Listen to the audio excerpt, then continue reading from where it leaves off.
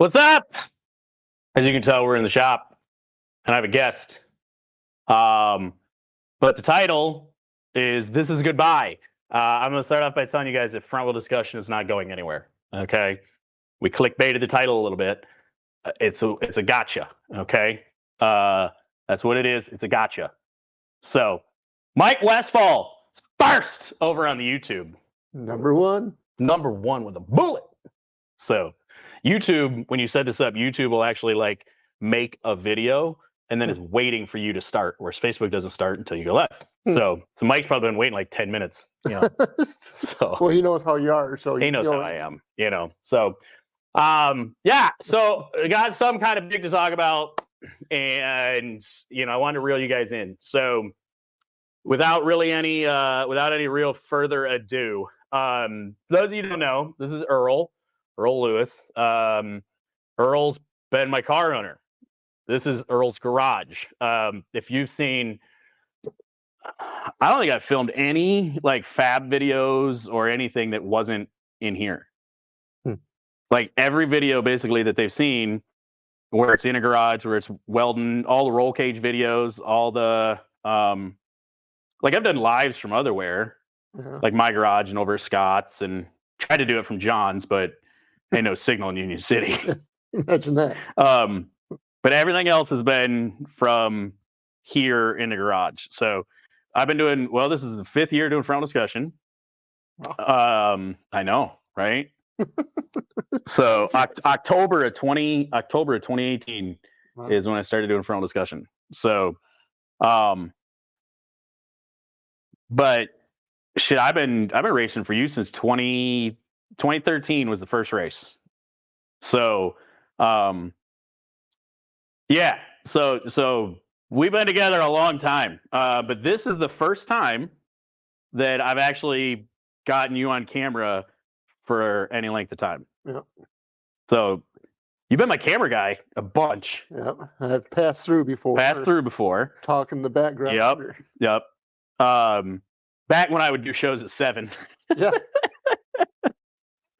But yeah, this is the first time that I've had Earl kind of on camera to talk to. And yeah, so the big announcement is that I'm going to own my own cars going forward. So as a lot of you know, Earl's daughter Camille races, and 2 cars was just a little too much. And last year with me not racing, it wasn't the catalyst. It wasn't like Earl suddenly had this big epiphany that like, fuck, he's got to go. Enough of this. Yeah, I've had enough of this, But I think it really helped to solidify, because it's just been hard. We've put a lot of time and effort into having 2 cars ready to go. And that's the minimum. I mean, other cars floating around that we helped. Yeah. Well, there's still 3 cars on the property, and I already took one of them home. We're sitting where the new build is. Yeah. There's still 3 cars on the race cars on the. Yeah. Technically, there's 5 because you got the 2 out back. Well, one's a Mustang. Oh yeah, the one's a Mustang. So 4. So 4. Technically. One's that street stock's been there since. It's been there a long time. So, so that's kind of the big announcement. So that's the goodbye, is to the having a car owner relationship. So part of wanting to announce it this way is because I know that there's about to be 500 questions, and the top 2 that I feel like they're going to be in 2 varieties. Number 1 is why and can I race for him instead? And 2 is going to be, you guys selling anything? And the answer to the first one is no, you can't. Because the cars are already going. Yeah, the cars are already going. And the second one is yes, you can. So yeah, basically, to back it up slightly, we've been doing this a long time together. We've done a lot of shit. I did the math, and I've won over 50 features racing for Earl, driving his cars. So like we've been doing this a long time. This was the first time that I ran a car for Earl and Tina. Funny enough, this is actually Earl behind me and then Tina over here. But this was 2013. So that was the end of the year, 2013. And the fun part is that that's the car that we built for Art Kimball. And because it was just 2012 that we started talking. Yeah, I think so. So, because it was basically a year, because you bought that car from us over the winter, I think. Yeah, because Mom raced in 2011. See, it's been 11 years, 11, 12 years, right? So it gets a little murky on those kind of details. All blurs together. It blurs together after a minute, right? But the fun part is that I was winning races. And do you remember the first time that we talked in person? Do you know where it was? I think it had been in Springport. It was a Springport. Do you know? It seemed like you guys were having a problem with the wiring, a fuel pump or something wasn't working right. We came over and we were having questions about our car, and somebody said, hey, go talk to Metz. They're the ones that know anything about the neons. So funny enough, it was the autograph session at Springport. What? Yep, I do remember that, and the reason I remember it is because, well, first off, just the way my mind works. The thing that stuck out that I remembered right away was that because you'd also said, yeah, we'd had some people tell us that you were the guys to talk to. We also had a few people tell us to stay away from you. Yeah. And so, and I had to laugh because I was like, I bet I could tell you who the people that said to stay away are. You wouldn't name names. Like, I do remember that. You wouldn't tell me who, but I'm like, I give you a short list of people that it was, because it was one where it was like, you guys aren't nearly as bad as I was led to believe. And I was like, yeah, it's just a couple people would lead you to believe that. That was why like that stuck out in my head, that was when, because you guys had come up because Travis was there with the probe that night. Because you were talking about how you had issues with your car, but you didn't have your car there. You were there with Travis, and Travis, that was back when Travis had the probe. So, because again, a long time ago. But yeah, that was the first time. And then quickly helping out with advice, and then sold you some parts, ported a head. That was a really nice head. I really wish we wouldn't have destroyed that. I wish we'd have known now what we knew. Like, I wish we knew then what we knew now about the valves and everything, because we could have put good valves in that head and probably still be using it. But like, I did some work for him, and then over that winter, we ended up selling you. Mom called it baby girl. I don't remember what all. I forget. Buster's what Tina called it. Yeah. So, and then Tina just ended up not being able to drive that year, and so it was the end of the year for that race. I don't remember if it was the last. Was it after Super Shoe or before Super Shoe? It was around that time. It was in the fall. There, yeah, it was the end of the year. Yeah, but... yeah. And Earl says, "Hey, we got this car. Would you want to jump in it?" And yeah, drove it through the field, through one guy, and and won. Thought we were going to get into a fight afterwards, but well, that wasn't me. That was some teammates and some friends. Yeah. So my first win, which back in the day, that was for like $450. That was a big money race too. Yeah. That race spawned the National Compact Touring Series. That was one of two races that year that Drew Jack put on. And then the next year it turned into Vors North, which is now the National. Yeah. So that race spawned from that. The very beginning of the big front wheel drive stuff around here. Yeah, and so that was kind of the cool part. Was that our first race together? My first race that I ran for you was a big money race that we ended up winning, and yeah, I got a lot of memories from that night. Some of those stories I've told the subscriber group. When somebody's marching through the pits and turns and sees your car and turns and beelines and goes, "Who was driving this?" You're like, crap. I was." So yeah, that was quite the night. So, but we've had seasons where we ran for points where I probably ran 30 races. like I said, we put a lot, and because we ran that race, and then 2014, Earl asked if I wanted to run the traveling series stuff that started up, and we've put a lot of miles on trucks since then, hauling to different races. So this last year, by not doing all of that, just kind of, I think it helped both of us, because like it helped me to realize that like I ain't got to run 40 races a year. Like I'll get back to it at some point, but it was nice to not put all that effort in.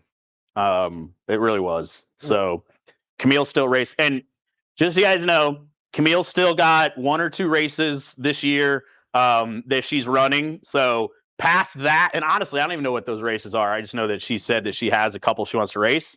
So past that, you got to ask Camille. That's so as far as the parts stuff that we get asked a lot. So my mind's like all over the fucking place. He's used to normal. It's about normal. Yeah. Squirrel. The other part of that is that Earl and Tina and Earl, they don't want to be a car owner for other people. So that's part of the like, no, you can't drive, is because we've talked. I'm buying the cars and I get first dibs of all the parts.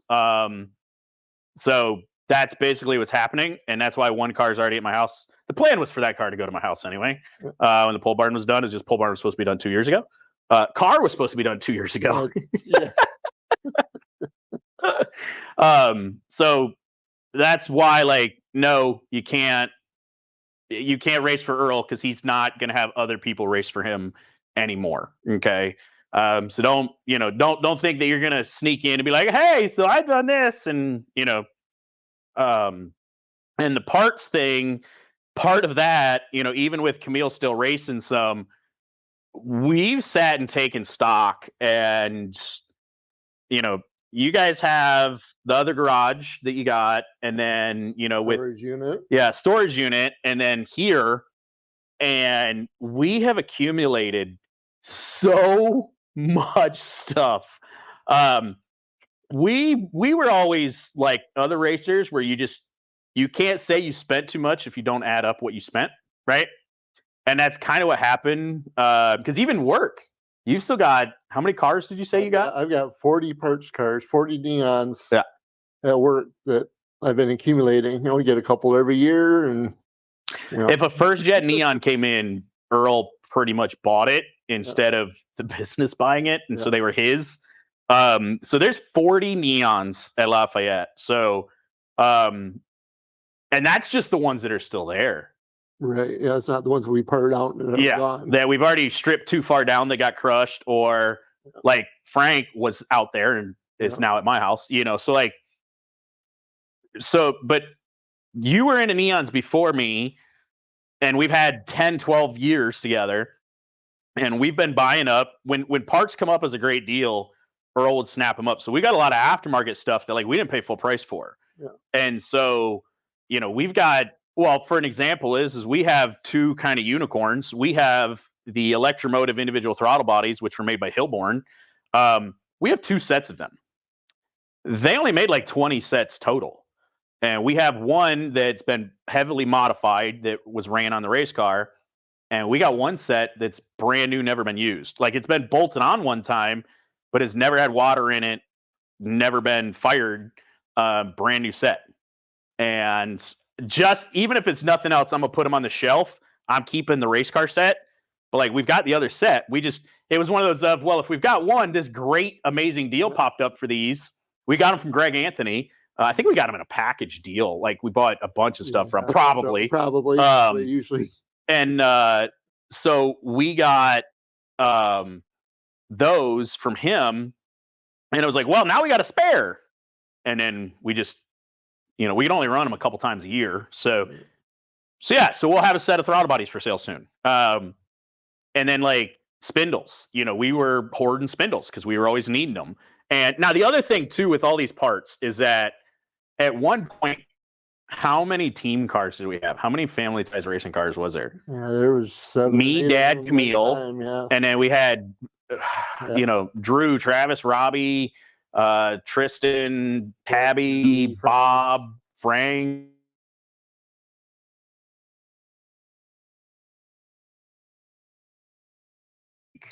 And so they all knew that they could, like, if they needed a spindle, they could come get a spindle. If they needed, gasket or yeah, a sensor. yeah, yeah.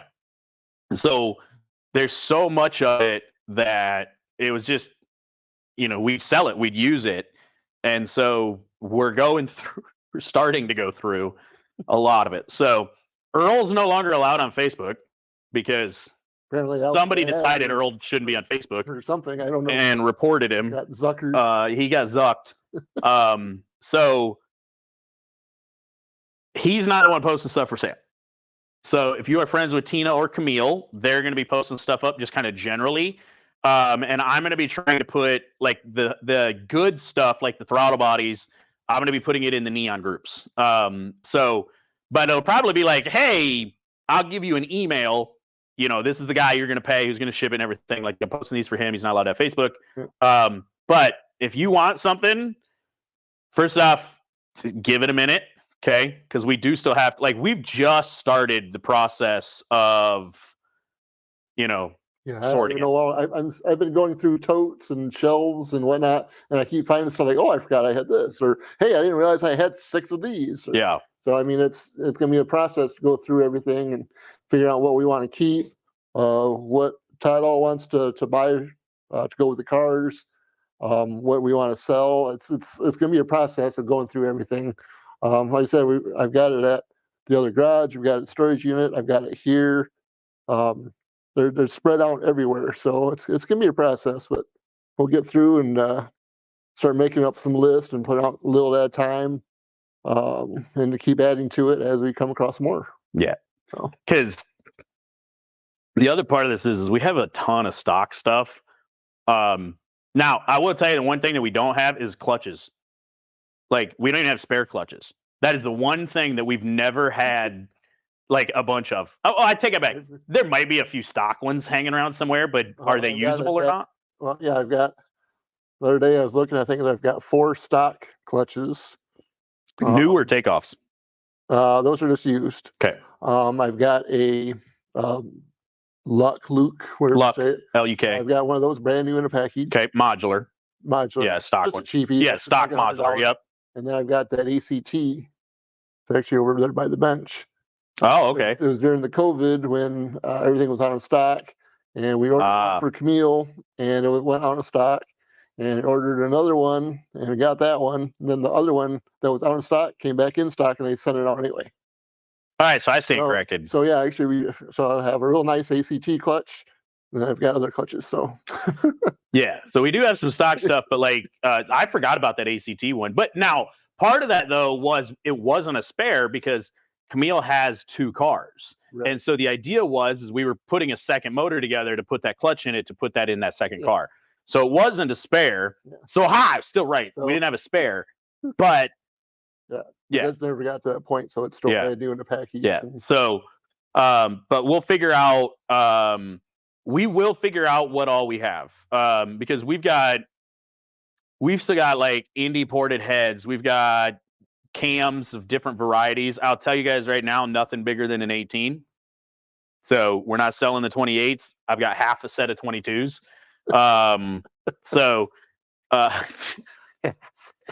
Well, I mean, technically somewhere I've got the other 2 pieces of a set for 22s, but yeah. We also don't really have any spare cam bolts either. Good golly. But there are some stuff we do not have a lot of, and there's some stuff we have a ton of. You figured out you got what? 60 spindles ish? Yeah, 60, 70, something like that. I got almost 30 on the shelf right now. Yeah. So and I've got parts cards. I think there was 22 first gens. I had them on there. So yeah, I've got lots of spindles. So we got a ton of spindles. We've got some stock axles. So there's some stuff we're gonna have a ton of. There's some stuff we are not gonna have much of at all. So Chris did ask here a good one. Does the subscriber group get second dibs? Sorta. we could probably, maybe we'll do that where like they get a special something if they're in a subscriber. We'll you know, but get consideration. yeah, definitely. So excuse me. Matt says, any single cam stuff or a built dual cam head I'd be interested in. I think it's about time you build more ponies like someone's been giving me crap about for years. Yeah, we got it. I will tell you guys though, the beauty of this is that even though like we're not going to do this together, Earl doesn't have to sell parts to pay for the mortgage. So that is the other thing with all the parts is that they're going to be for sale, but we don't have to fire sale them. Like, don't think you're coming in and paying $10 or $20 a knuckle. You know, we don't have. You're not getting a ported head for $200. Like, this stuff's going to be. It's going to be priced to sell, but we don't have to fire sale anything. So there's no hurry to. Yeah, there's no hurry. You know, so to get rid of the stuff, but it's not like it has to be gone next week. So. I tell you what, though, what we might do, just hear me out, is that if somebody buys anything for more than $5, they can have like an intake gasket set.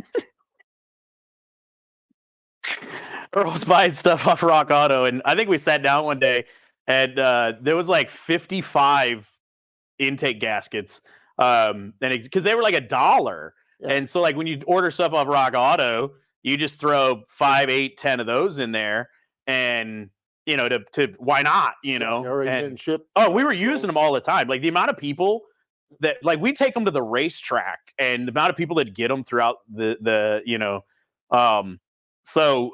That's why like we got at one point I counted because we never split the plenum.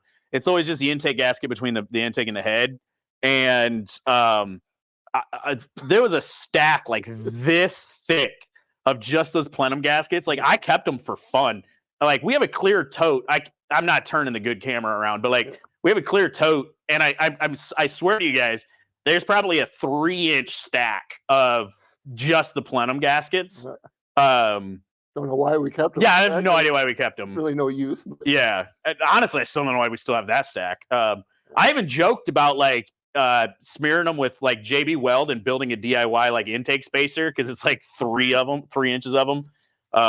But yeah, so we got some stuff that'll be going up for sale. So the other thing too that I really want to stress, and this is something that Earl and I have talked about, is that you know, over the years, Earl's really become one of my best friends. And so I want to make sure, like, throughout all of this, that's the other nice part with how we're doing this is that, you know, it was definitely a mutual thing. Like, I understand him not wanting to be in that position anymore. And honestly, like, I've felt the stress the last few years of, you know, I'm to the point with what I'm doing that it's like, you know, I can't buy a $50 part. Like, everything costs so much. And unfortunately, you know, I mean, I was still winning races, but they weren't paying enough to justify spending a lot of it. So for me, splitting off, being able to do what I'm going to do, you know, it's good. So it's very much like a mutual thing. There's no bad blood whatsoever. I'm still going to come down and help him get his Mustang done, especially now that you got room for it, you know. Like, I'm going to help him sort stuff out. You know, he's always welcome to come hang out with me at the races. And, you know, you're definitely going, like, at least locally. Yeah. I don't think you're going to come hang out with me in Florida or California, but, you know, not a big fan of flying and not a fan of riding for 38 hours. Yeah. So, but Springport, maybe Spartan, you know, come race Kalamazoo, Galesburg, all that kind of stuff. So it's definitely very, very much still a good friendship. It's just the time has come to not, for Earl to not own the cars that I'm driving. So yeah, it makes a lot of sense now too. Now that you have your own garage, yeah, you know, the cars can be there anyway. Yeah, and I mean, just yeah, you know, it's a good time. Yeah, it the timing's great, you know, and they got part of it too is like the last year, you know, with me not racing and even what did Camille race last year? 4 times, 3 times? Only a handful. Yeah. She liked racing that much because it let her feed that addiction. But at the same time, I mean, you got, you know, well, now you got the truck, you know, because, you know, I've kind of screwed you on the Mustang for not getting it done yet. But, you know, he's got his truck for this year. But, like, you know, Camille's got her truck and Tina's got the Chevelle. And, you know, you guys, you probably did twice as many car shows, 3 times as many car shows as you did racing last year. So, just as a family, they're doing a lot more stuff that isn't racing. We have a boat that we haven't used in 3 years. Yeah. Hey, we got it running good the last time you used it, though. So, but like the trailer that I'm towing stuff with is Earl's. But like it lives at my house, and the day ever comes, he needs it, he can have it. But like I just put a deck on it, I put lights on it, I rewired it. I was talking to him about how I want to put other stuff on it. So like I'm treating it like mine, but he still owns it. So, and some of the tools that are here are going to come to my house. He's still going to own them if he needs them. But like there's a lot of that kind of stuff that it's Friday's midget wrestling again. No, that's next month. Oh. It's April 22nd. That makes a lot more sense. Katie thought it was Friday because I was very confused, but she was adamant that it was Friday, and I'm like, oh, okay. April 22nd. All right, so April 22nd, we're going to the Gentleman's Club, is what they call it, to go watch midget wrestling, and it is. Listen, you guys can make fun of us all you want. It is a blast. I've had more, and I will say the Gentleman's Club is a way better experience for more than the obvious reason than the American Legion. The first one of those that Earl and I went to was at the American Legion. And mind you, you're 6'7", right? I'm only 5'10". I could stand up in the ring and touch the ceiling. Like, it's an American Legion. Yeah. Earl could almost touch the ceiling just standing there. So like they couldn't really like use the ropes and stuff as much. But at the Gentleman's Club, it's like 30-foot tall ceiling, so we found out they can do some high flying stuff. Yeah, jump around. And... Yeah, the guys and gals who do this stuff are just stupid athletic. So it is a ton of fun. But like that, like we're gonna go hang out and do that and some other fun stuff. So no, there's no bad blood. There's nothing negative as far as all that is concerned. So, but now that we got all out of the way, if you guys have questions, you can feel free to ask them. But now's the fun part because now I have you on camera. And so I was thinking about some stuff, right? Oh, good. We've done because we've legitimately I've won Spartan Slugfest Championship 2-3 times with you.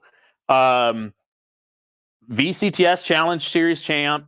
We won Super Shoe twice together. Michigan Cup 2 or 3 times. One Harvest. The only thing we haven't won together was the Owasso Nationals, and that was because they didn't run it when we ran together. Like I didn't run it as that. I've won it, but we hadn't as a pair. But like, Call the Wild. Yeah, we won Call the Wild, a couple times. Like still hold that record. We set a few track records. So we've done all this. Okay, what is the one race that if you had to tell somebody about years from now about what we did together, what's the one race that sticks out in your mind? Whether, something we won we shouldn't have, or came out and handed it to them like we should have, or just what's one race that you would say? Oh, sure. You couldn't give me this. None. I did exactly. I'm doing the same exact thing to him that I do to everybody else. So I gave. Am I lying? I gave you zero heads up about any of this. I didn't say anything about it.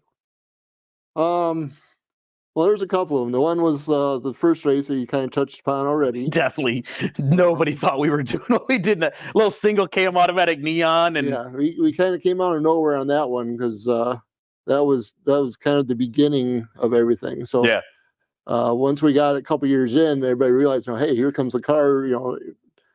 It got to a point when we rolled in, people knew we weren't there for second. Yeah, so that's one of them there, and I think the board races over Kalamazoo.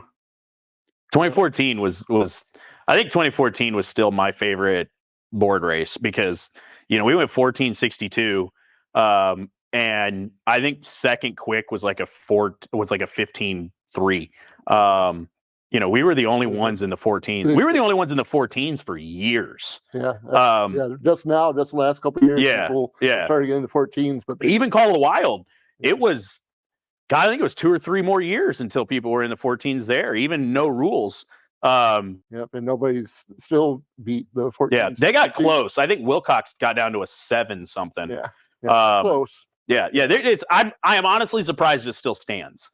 But they also haven't done Call of the Wild like they should have, so like Wilcox went like a 7 in super shoe trim. So, it's definitely a very beatable record, but that one when those numbers popped up on the scoreboard, it's like, holy cow. My first lap, I think, was an 8. That year and then went out and went a 14.95 as super shoe, which took like 3 or 4 years. I think Paul Biddle, it might have been Paul that finally beat the record, but we set that in 2014, and I want to say it was 2019 when the 14.95 got broke at super shoe. It was a while before. So the only thing I needed at the end of 2014 was the right front hub to stay together. And this might be the most arrogant thing I'll ever say. I was going to hand Kyle Stark his ass that day. I don't think I was going to be denied. I passed more cars in like 8 laps than anybody else did. And like, it was a lot of fun. We did some stuff in 2014. So I think for me, the race that stands out with that was a lot of fun for me and you, was Dixie, going over with a now Birch Run. It was our first VCTS win. It was with the North, because we went out in practice and we had the intake restrictor in. It was 1.25 inches back then, so it didn't really do that much. We had the intake restrictor in because we had one, and nobody else did. And we were fast in practice by like 0.4. And because we had been quick, but we hadn't been able to put things together all the way until that race. Because we tried the 2.4s, they didn't work out. I don't know if I'd set fast time before that, but like we battled for the lead. I'd finished second at Kazoo to Chris Jennings. So like we were there, just not quite. And we were counted out. There's a few guys that didn't see us as competition, and then we went out there and boy did we put it on them. So that one for me was a good one, especially when realized after practice, and I think qualifying, that we had the restrictor and everybody else didn't, and there were people that were still complaining that we were so fast, and what would happen if we took the restrictor out, and it just wasn't right. And it's like, because that was the people that were supposed to be helping Drew weren't there, and he was running late, and so it was kind of a mismanaged deal to start. And it came out where they're like, well, that's unrestricted and nobody's restricted. And I'm like, I have a restrictor in. And I was like, what? So that was a lot of fun. That one for me. And then the 2017, the super shoe we won in 2017 was the other big one for me, because we didn't set fast time. We were only like 3rd or 4th quick. But we did what we usually do, which is it doesn't matter where we qualify. Like, I can run the same, we put together such a good car that the last 10 laps are as fast as the first 10. And, that and World Series was the other one, whereas the exact same way. I think I was like 5th quick, and people were counting us out. But like the top 3 guys ran a total like 8 laps. For qualifying, like they were going all out to try to qualify, and we went out. I think I did 28 laps. Like I did and I even told you hey, I'm going out, man, and I'm just like I don't care about time. Like I want to see where I'm at. And we had like 28 laps, and the last 5 were within 0.2 of my fastest lap. And I came in and I'm like, nah, we're good. I got it. And now that was one Kyle blew up. I don't know if I would have beat Stark that night. I'll give it to him that night, but. We got counted out on that one too. Well, a lot of people don't realize that too. We go to the track and we go out in first practice and be 5th quick. That means you're coming back in the pits and you're going to adjust this, you're going to adjust this, you're going to adjust this, and you can come back in and try again and just keep working on it. Have you ever? Constantly. Do you remember the night? It was Essex, the year Essex won the championship at Kazoo, and I won championship night. And I came in and I was so mad at the car that I changed fucking everything. I changed like the right rear spring, the right front spring, I think I changed the left front spring. I adjusted all 4 corners, the sway bar, the toe, like everything. Because I remember Essex was like, "What are you doing?" And I'm like, "Changing the car." He's like, "Why?" And I'm like, "I don't like it." And he's like, "I would never change that much." And I'm like, "What do I have to lose, man? Like it's, you know, I'm like third quick, like it's your championship night. Like I understand Jason not because he was, I think he had to start the feature and he was champ, or he had, was champ or whatever, like he had a great year. But I was just like, I don't care. Like, dude, it's gonna get better or worse. And if it gets worse, and he's like, well, how do you know what to change? And I was like, well, and I went through my list of why I'm changing everything, and we went out and won, like handedly too. And because that was the year we won World Series. And it was just, so like in all your years of racing, have you ever seen somebody come in and just be like, all of it, we're gonna just redo all of it? Come in and say, oh, kitchen sink. We're gonna throw the kitchen sink at it. Here we go. Sometimes it worked, sometimes it wouldn't work. Rarely did I go backwards. I might stay the same, but rarely did I go backwards. Yeah. We got better more than we would. Every now and then you come in and make changes and then come back and say, well, yeah, all right, put it back. Put it back. But if I ever did that though, we never took a big swing for the feature. Right. Like we might take a big swing, and if I hated it, if I ever came in and was like, all right, we got to go back. Like it wasn't we didn't take a big swing after that, but yeah, usually take a big swing like before a heat. Yeah, that way you could try it out before the feature. Yeah. Chris says, does he want to donate to one of his fastest cars to race Hulk's California Dream 100? I will come get it. Yeah, I'll tell you what, when I get it done, you come get it and I'll race it. So yeah. Tina says, pick a color. Pick a color. I don't know. That was her entire comment, was pick a color. Purple. Pearl's big on purple. What would you call the color of Christine? Kind of a light raspberry.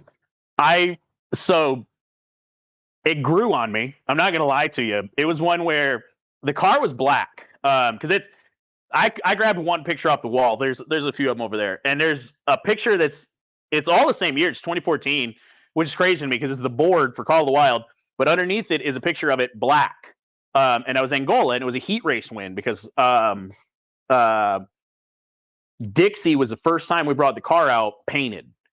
And so I didn't win any features until Dixie. So that's why with the car being black, I know it wasn't a feature win. But it was a heat win at Angola. But I don't remember where I went, but I came back and you guys were like, yeah, we're going to paint the car. And I'm like, oh, and I started to say colors. And I think it was Tina was like, we are going to paint the car. And I was just like, okay. And I came back and it's this, I think light raspberry is a good way to describe it because it's reddish, but it's pinkish, but it's purplish. Yeah. And when I first seen it, I was like, because it was not what I would have chose, but it quickly grew on me, like very quickly.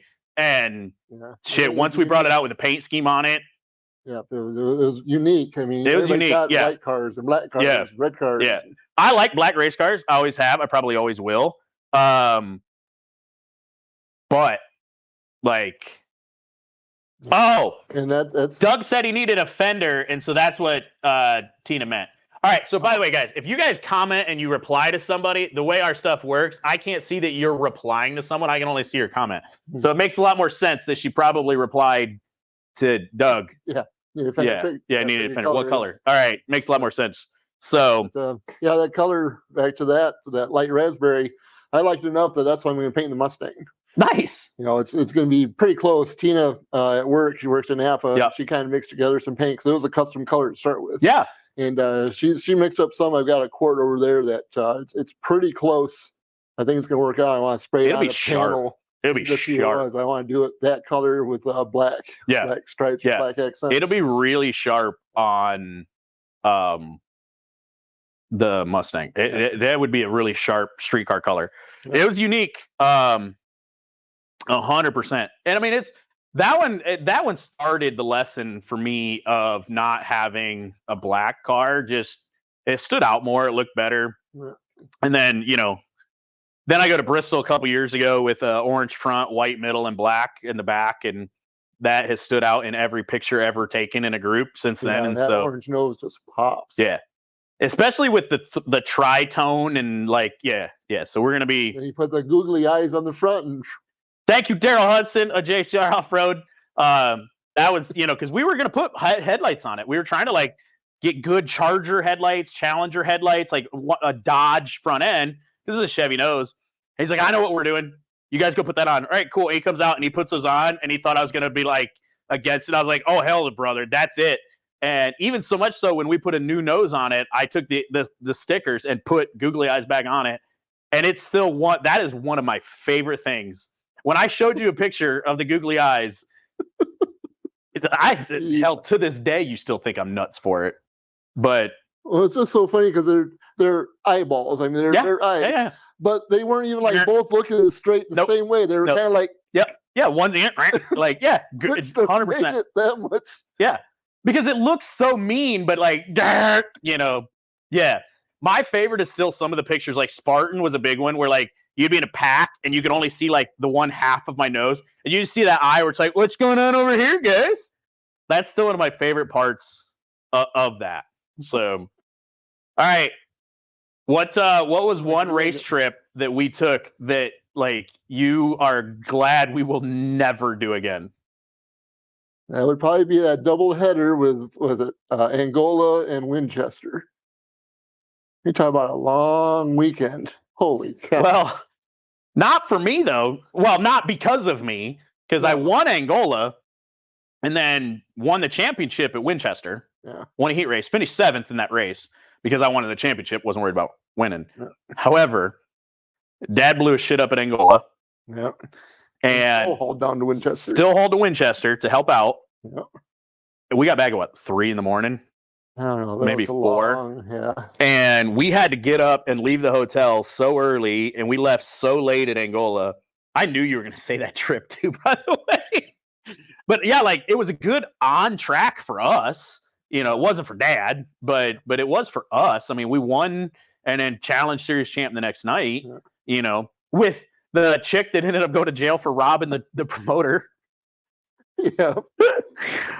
But that was because part of it with Winchester is we couldn't get in to get the car because we were pitted on the infield and we just had to wait for racing to be done. Yeah. And shit, we're watching because it was the end of the year, so it would have been. I don't remember what race it was for Winchester because they only run 4 times a year. It was a big race, but they just kept wrecking, and we're just sitting there. Now, mind you, that race for us too, they ended up red flagging it because they tore up half the field. I don't remember who it was that missed the shift, and I got so lucky that I didn't. But that was a race. Chris Jennings.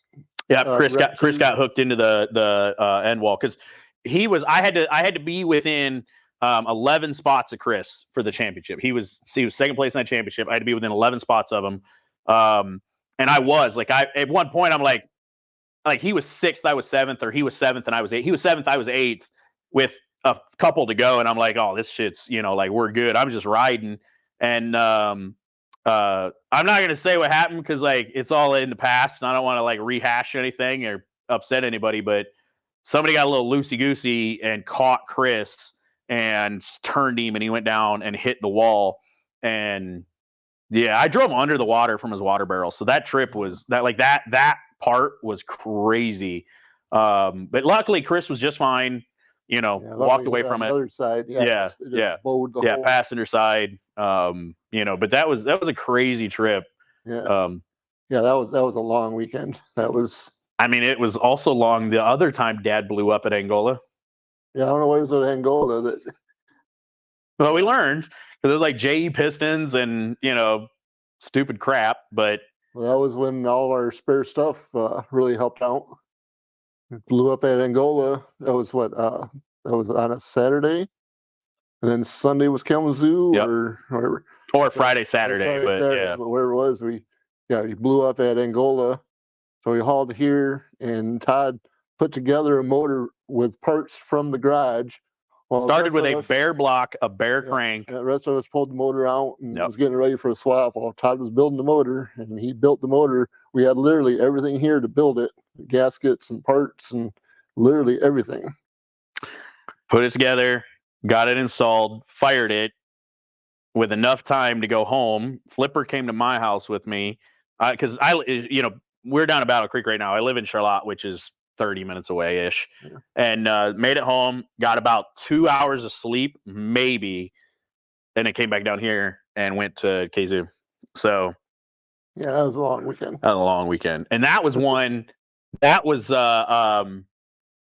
if I remember right, that was the weekend we were trying to do the 2 4s because something like that. Because I don't remember how I don't think I won, or maybe I did both weekends. I'd have to look up, but like that was so long ago that yeah.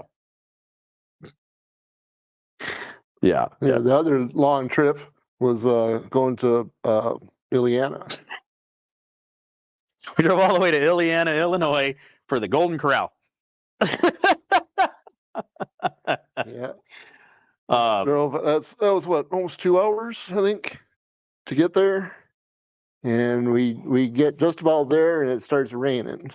We ran into rain. It was raining before that. Well, because I remember we got there and I remember we got out of the truck and we could see the track. Yeah. But like, this is the track, you pull in from the road and like we pulled in like here next to these trees and like you would have had to go on like over here.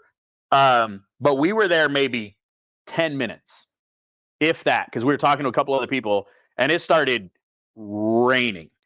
And so it's like, hey, we're going to go, we'll go get some lunch and wait it out and see what's going to happen. And we were at Golden Corral. Tornado warnings and it was we're sitting in there eating, looking out, and it is just storming, and they called it, and that was the last year Ileana existed. So if we'd ran Ileana, I'd have been champ.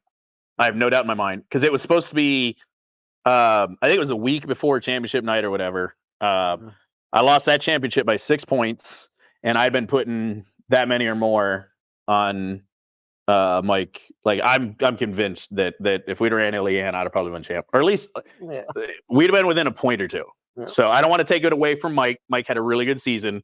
Like I don't want to discount what he did, but I have no doubt in my mind that if we'd ran Ileana, we'd have really been fighting for it. Yeah. So because we bumped it to Berlin on the dirt. And I lost points. I lost like 4 points. I think I was only like 2 points behind when I went to Ileana, is what it was. And I lost points at Berlin because, crank sensor turned out. Wasn't the coil pack like we thought. So, yeah. It was the darn dirt. I was blaming it on the dirt. And dirt was like the one time that sticks out the entire time we've been racing together where I was an absolute dickhead, was dirt. You remember? Over to Hartford. Yeah. Yeah. I was running third ahead of Mike. And mind you, we were deep in a championship battle. Like it was a battle.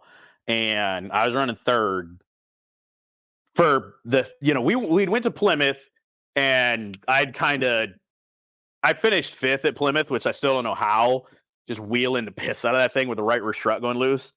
But we were at Hartford and I was running third. And the thing is that there was a stick shift Honda and a stick shift Honda in front of me, which were dirt guys. These were Hartford regulars. And I was third, like 15 laps in. Like it wasn't like it was like 2 or 3 laps. Like I'd raced to third and was holding everybody off. Like I was the highest not dirt regular. And under caution, the car shut off. And I cranked it so long that I seized the starter up and came pulling in. Got pushed in, and I'm trying to yell to what commands so that I can try to get back out. And I remember basically what it was, but you and Tina both looked at me like, nope. I think Tina even yelled at me, rightfully so. I was being a dick, because none of us realized that that's what had happened. I was like, it's not working. Is it still attached to the starter? And Earl tried to reach down to touch the starter. Starter's damn near glowing hot. There was like, because under caution we stopped, and the guys behind me thought my car like was idling because it was sitting there shaking because of me hitting the starter, rolling it so long and so much. yeah, we came in, and after a while, like it fired up. We drove it on the trailer, which is what pissed us off. But we came back, we're like, oh, the coil pack must be getting hot. So like because we found like coil pack wiring was iffy, so we fixed the coil pack wiring, put new coil pack on it, stuff like that, and we could not get that thing to act up again. Then we go to Berlin and practice it. Just yeah. So we quickly figured out after that that it was the crank sensor. But yeah, that's the one time that I really yeah. There's not a lot of stories about me being a dickhead in racing. Not to I'm sure a few of my competitors have some stories, but because that's part of why we hung out so long is that you could trust me not to. Well, Spartan, when I got moved for the lead, and your brain went, "Oh God, he's about to." Here we go, and I was just like, "Excuse me, sir, I don't appreciate that." And everybody was watching what I was going to do so much they didn't notice that Camille had spun in some oil. Somebody put some oil down, so like Camille had a reason why she spun, but like she's sitting in the middle of turn 4 and everybody's watching what's going on in the front because they're so worried I'm about to wipe this dude out. And yeah, so we get the caution and he left me alone after that. So few races, never mess with me again. So he finished second. Like I didn't mess him up. I didn't tear anything up. Didn't tear my car up. Didn't tear his. So, but there's been a few of those occasions where I think the only one was Kazoo when I got wrecked. I got drove through, came in, changed a tire. And I'm sure that's the one that sticks in your head where you're like, oh God, this is it. Because I literally, it's like, is there anything that will stop me from finishing? And Earl looks it over. He's like, no, you're good. And I'm pretty sure my line was, good. I'm going to go wreck that motherfucker. And as I said it, I take off. It's kind of like, have you ever seen the Days of Thunder where where Cole gets wrecked and he comes in the tires on. Change my tires. Change the tires. Like, the race is over. Change my tires. Okay. I tell you what, though, we went like 23rd to 4th that night. The whole time I'm watching things, if he gets to the one dude. I was too. I will die. I'll sit here right now and tell you, had I got to him, they'd have rebuilt that car. Because it was 2 weeks before Bristol. And it was 1,000% avoidable. And I just got drove through. And yeah, I was 100%. And I'm not even gonna sugarcoat it. Had I got back to him, he finished second. I finished 4th. Had I got back to him, if a caution would have came out when I was in 4th, we'd have went into turn 1 and I wouldn't have lifted. Like I was chosen 100. I was choosing violence 100%. Luckily, I didn't get to that point because we brought the car back, got it fixed, and went and ran Bristol. But yeah, I was. That was probably the one time that you honestly were like, no, he's doing it. I will be. I've never said it. I never said anything like that before, and I've never said anything like that since. But it was 100%. Is the radiator still in it? Yes. Is there anything blocking the tire? No. Put a tire on it. Well, but you've got put a tire on it. And so David Milbrin, we've talked about this since him and I went back out and tagged on the tail. And mind you, it was a National Series race. So there's like 25 cars in the A. And I go back out on the last part because it was only like lap 3 that it happened. Yeah, it was right in the beginning. And I went back out, and everybody in the back half of the field, the guys are just like, hey, I'm happy to be here. And I'm like, I got places to go and people to wreck. And so David was in front of me. David's leaving so much room. I pushed him to the car in front of him coming to the green. And he's like, sure. And like, that's one why I wish we had in a car because I was just like, get out of the way, move. I'm telling you right now. And so him and I have talked about it. He's like, dude, I couldn't understand it. He's like, and then you were gone. But I had a few people tell me after that, they're like, dude, I'm there, holy crap, you were coming. And I was like, yeah, I had something to do. And we got it back, and like the frame rail still bent. Lucy, the frame rail, that's why the frame rail still bent in that car, was that wreck. But it everything was off. I still don't know how we made it all the way up to 4th. And if we'd have had like 3 more laps, we'd have had 3rd. I could not have caught I couldn't catch the top 2. 100% never would have caught him. But 3rd was Tom Gosser, and Tom was all over the place. He wasn't a big fan of Kazoo because we didn't have any practice and stuff like that. And yeah, I if I'd have had 4 more laps, I definitely could have got around Tom. But yeah, that was. We've done a few stuff like that. So yes, that was Marvin. That was the night that I got pushed through Drew. I hit Drew so hard. Now, mind you, Drew got spun by a guy and was sideways. I was going to avoid him. Like, I was slowing down enough and would have been able to go around him. Like 100% could have avoided him. And then the guy behind me was just like, "There's nothing wrong." And he hit me so hard that he put my rear bumper like 5 inches, like he bent my rear bumper down 4 or 5 inches. But I hit Drew so hard in the left rear. I think it was the left rear. Yeah. I moved his entire strut tower like 5 inches. Like, I pile drive Drew. So yeah. The nice part is that nobody that was associated with Drew thought it was my fault. And somehow that video got put up on YouTube for about 2 weeks and then was used as evidence that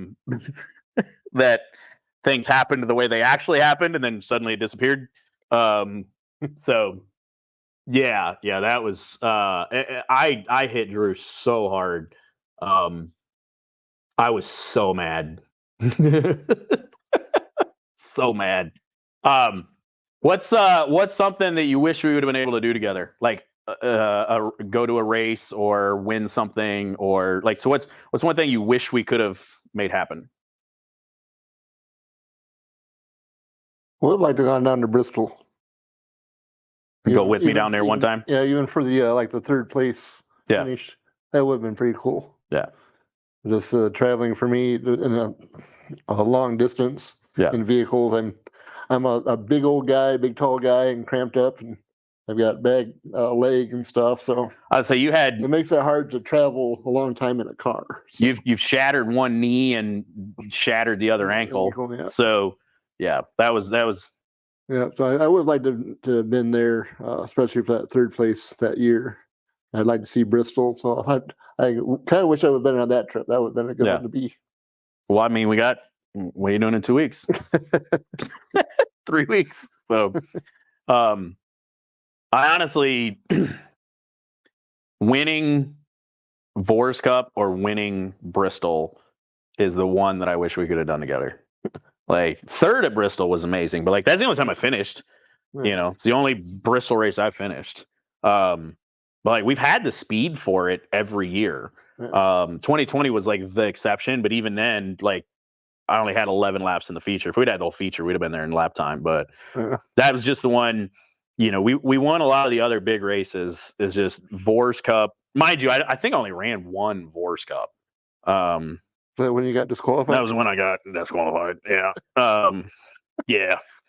My left side weight was a little too high. It wasn't, you know, they were like, "Oh shit, he's got nitrous." I was like 56 point, which then we come to find out if I'd have moved to the right side of the seat, I'd have been fine. But you know, I was like 56.2 or 56.3, which is I put a chunk of lead in. It was 100% on me. But yeah, that was, but like, that's the one Vors, but like, that's the race that I'd like to be able to say that we were able to do together was Vors Cup, or because we won World Series, and like I said, locally. Yeah, there's anything locally that what did we not do locally? One at some point. Yeah. Yeah. The other fun thing is that I can say that we have done together is that every time that we both said, you know, we're going to run for this championship, we won it. Yeah. So that's a streak that I get to say is still alive. Because we wanted to run for a Vors championship. And so we won the challenge. Our goal was not initially the North championship, just the challenge. Yeah. So we were able to win a championship. So we were able to fulfill that one. So every time I've ever said, like, I'm running for points, I'm running for a championship, this is what I'm doing, I've been able to win, whether it's Slugfest or Spartan or Springport or Vors or whatever. Yeah, so we've concentrated on it. If we've concentrated on it, we've been able to do it. So yeah.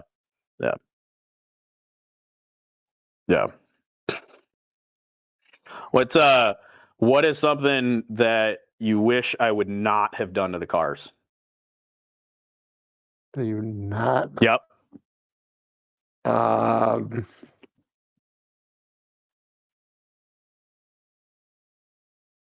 I'm not real sure on that one. Well, then I'm glad that you haven't done is wrecked a bunch of cars.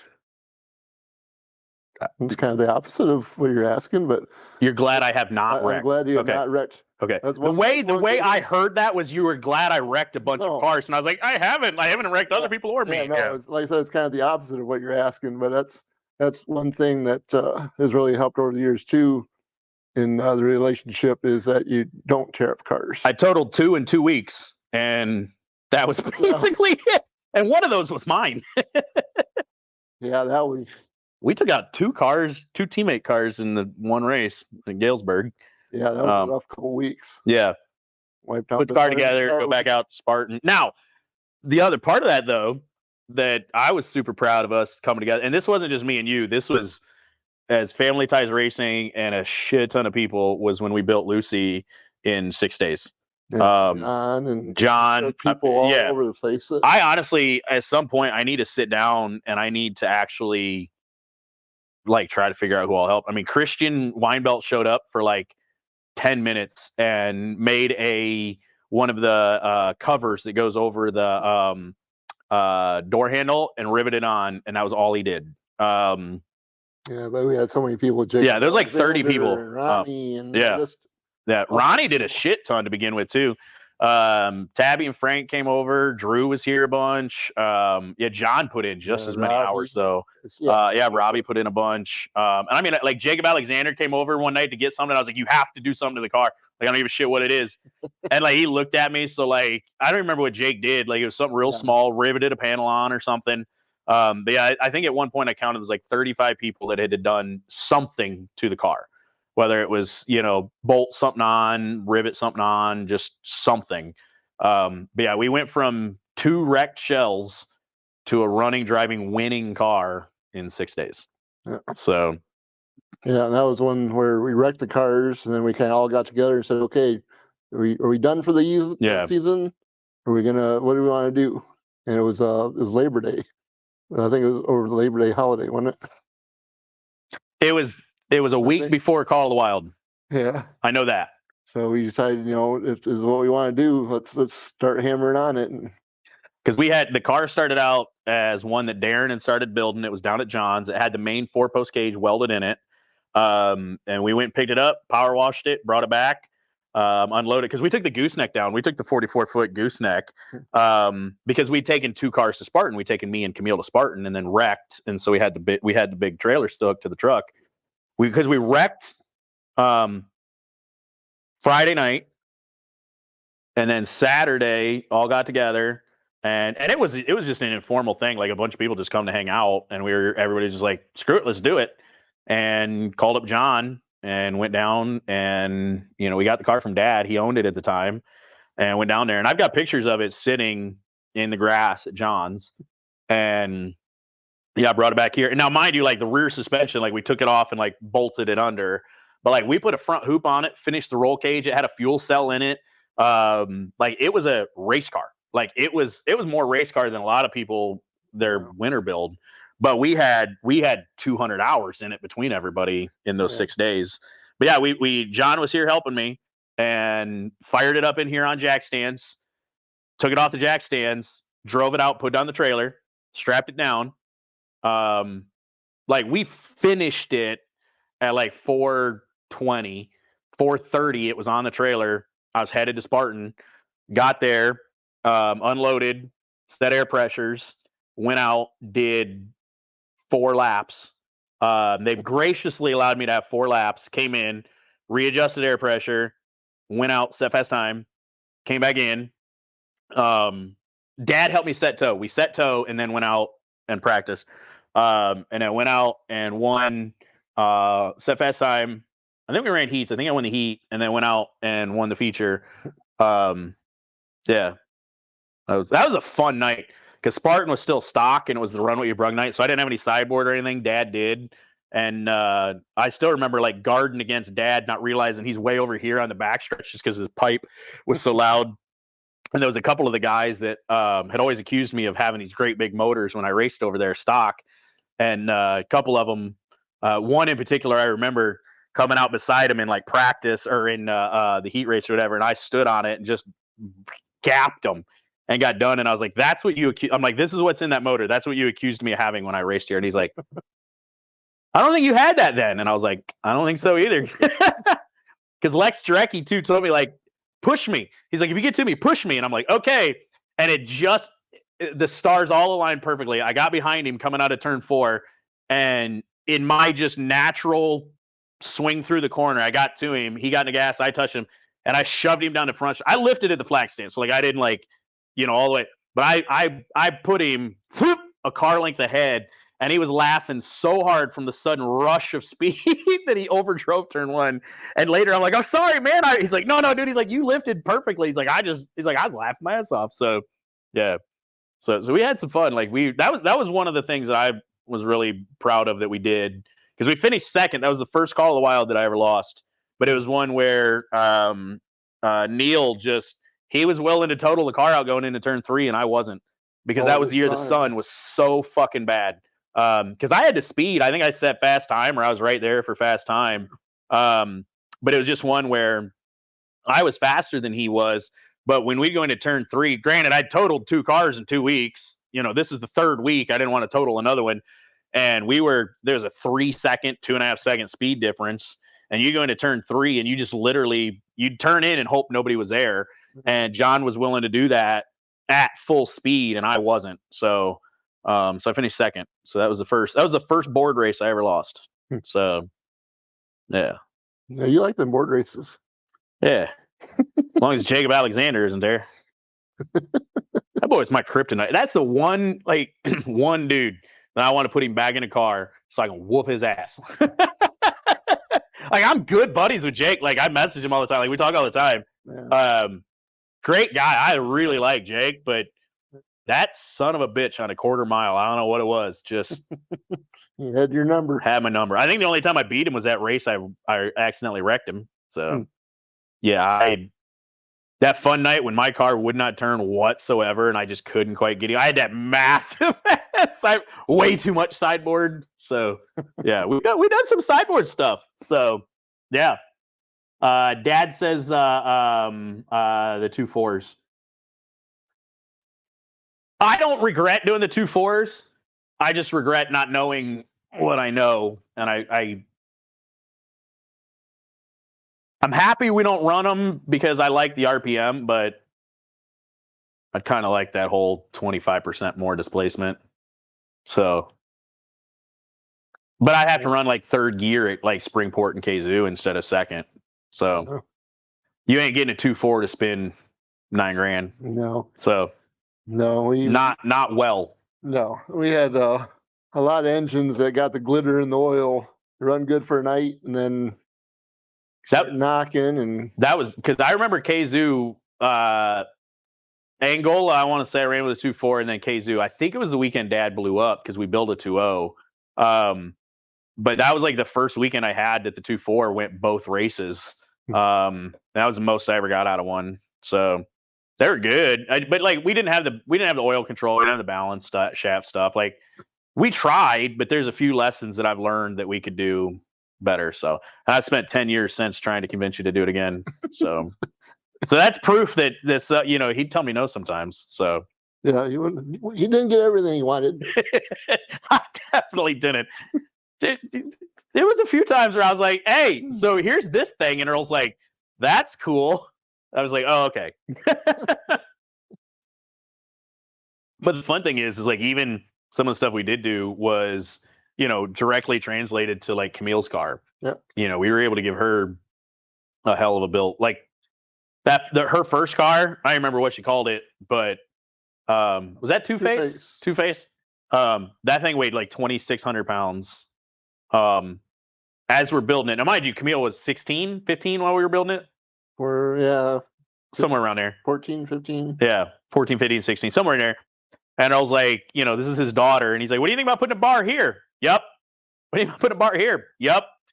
And I show up one day and he's like, so I got the door plate, because it was a 4-door, and with the fuel cell in the back kind of where it was.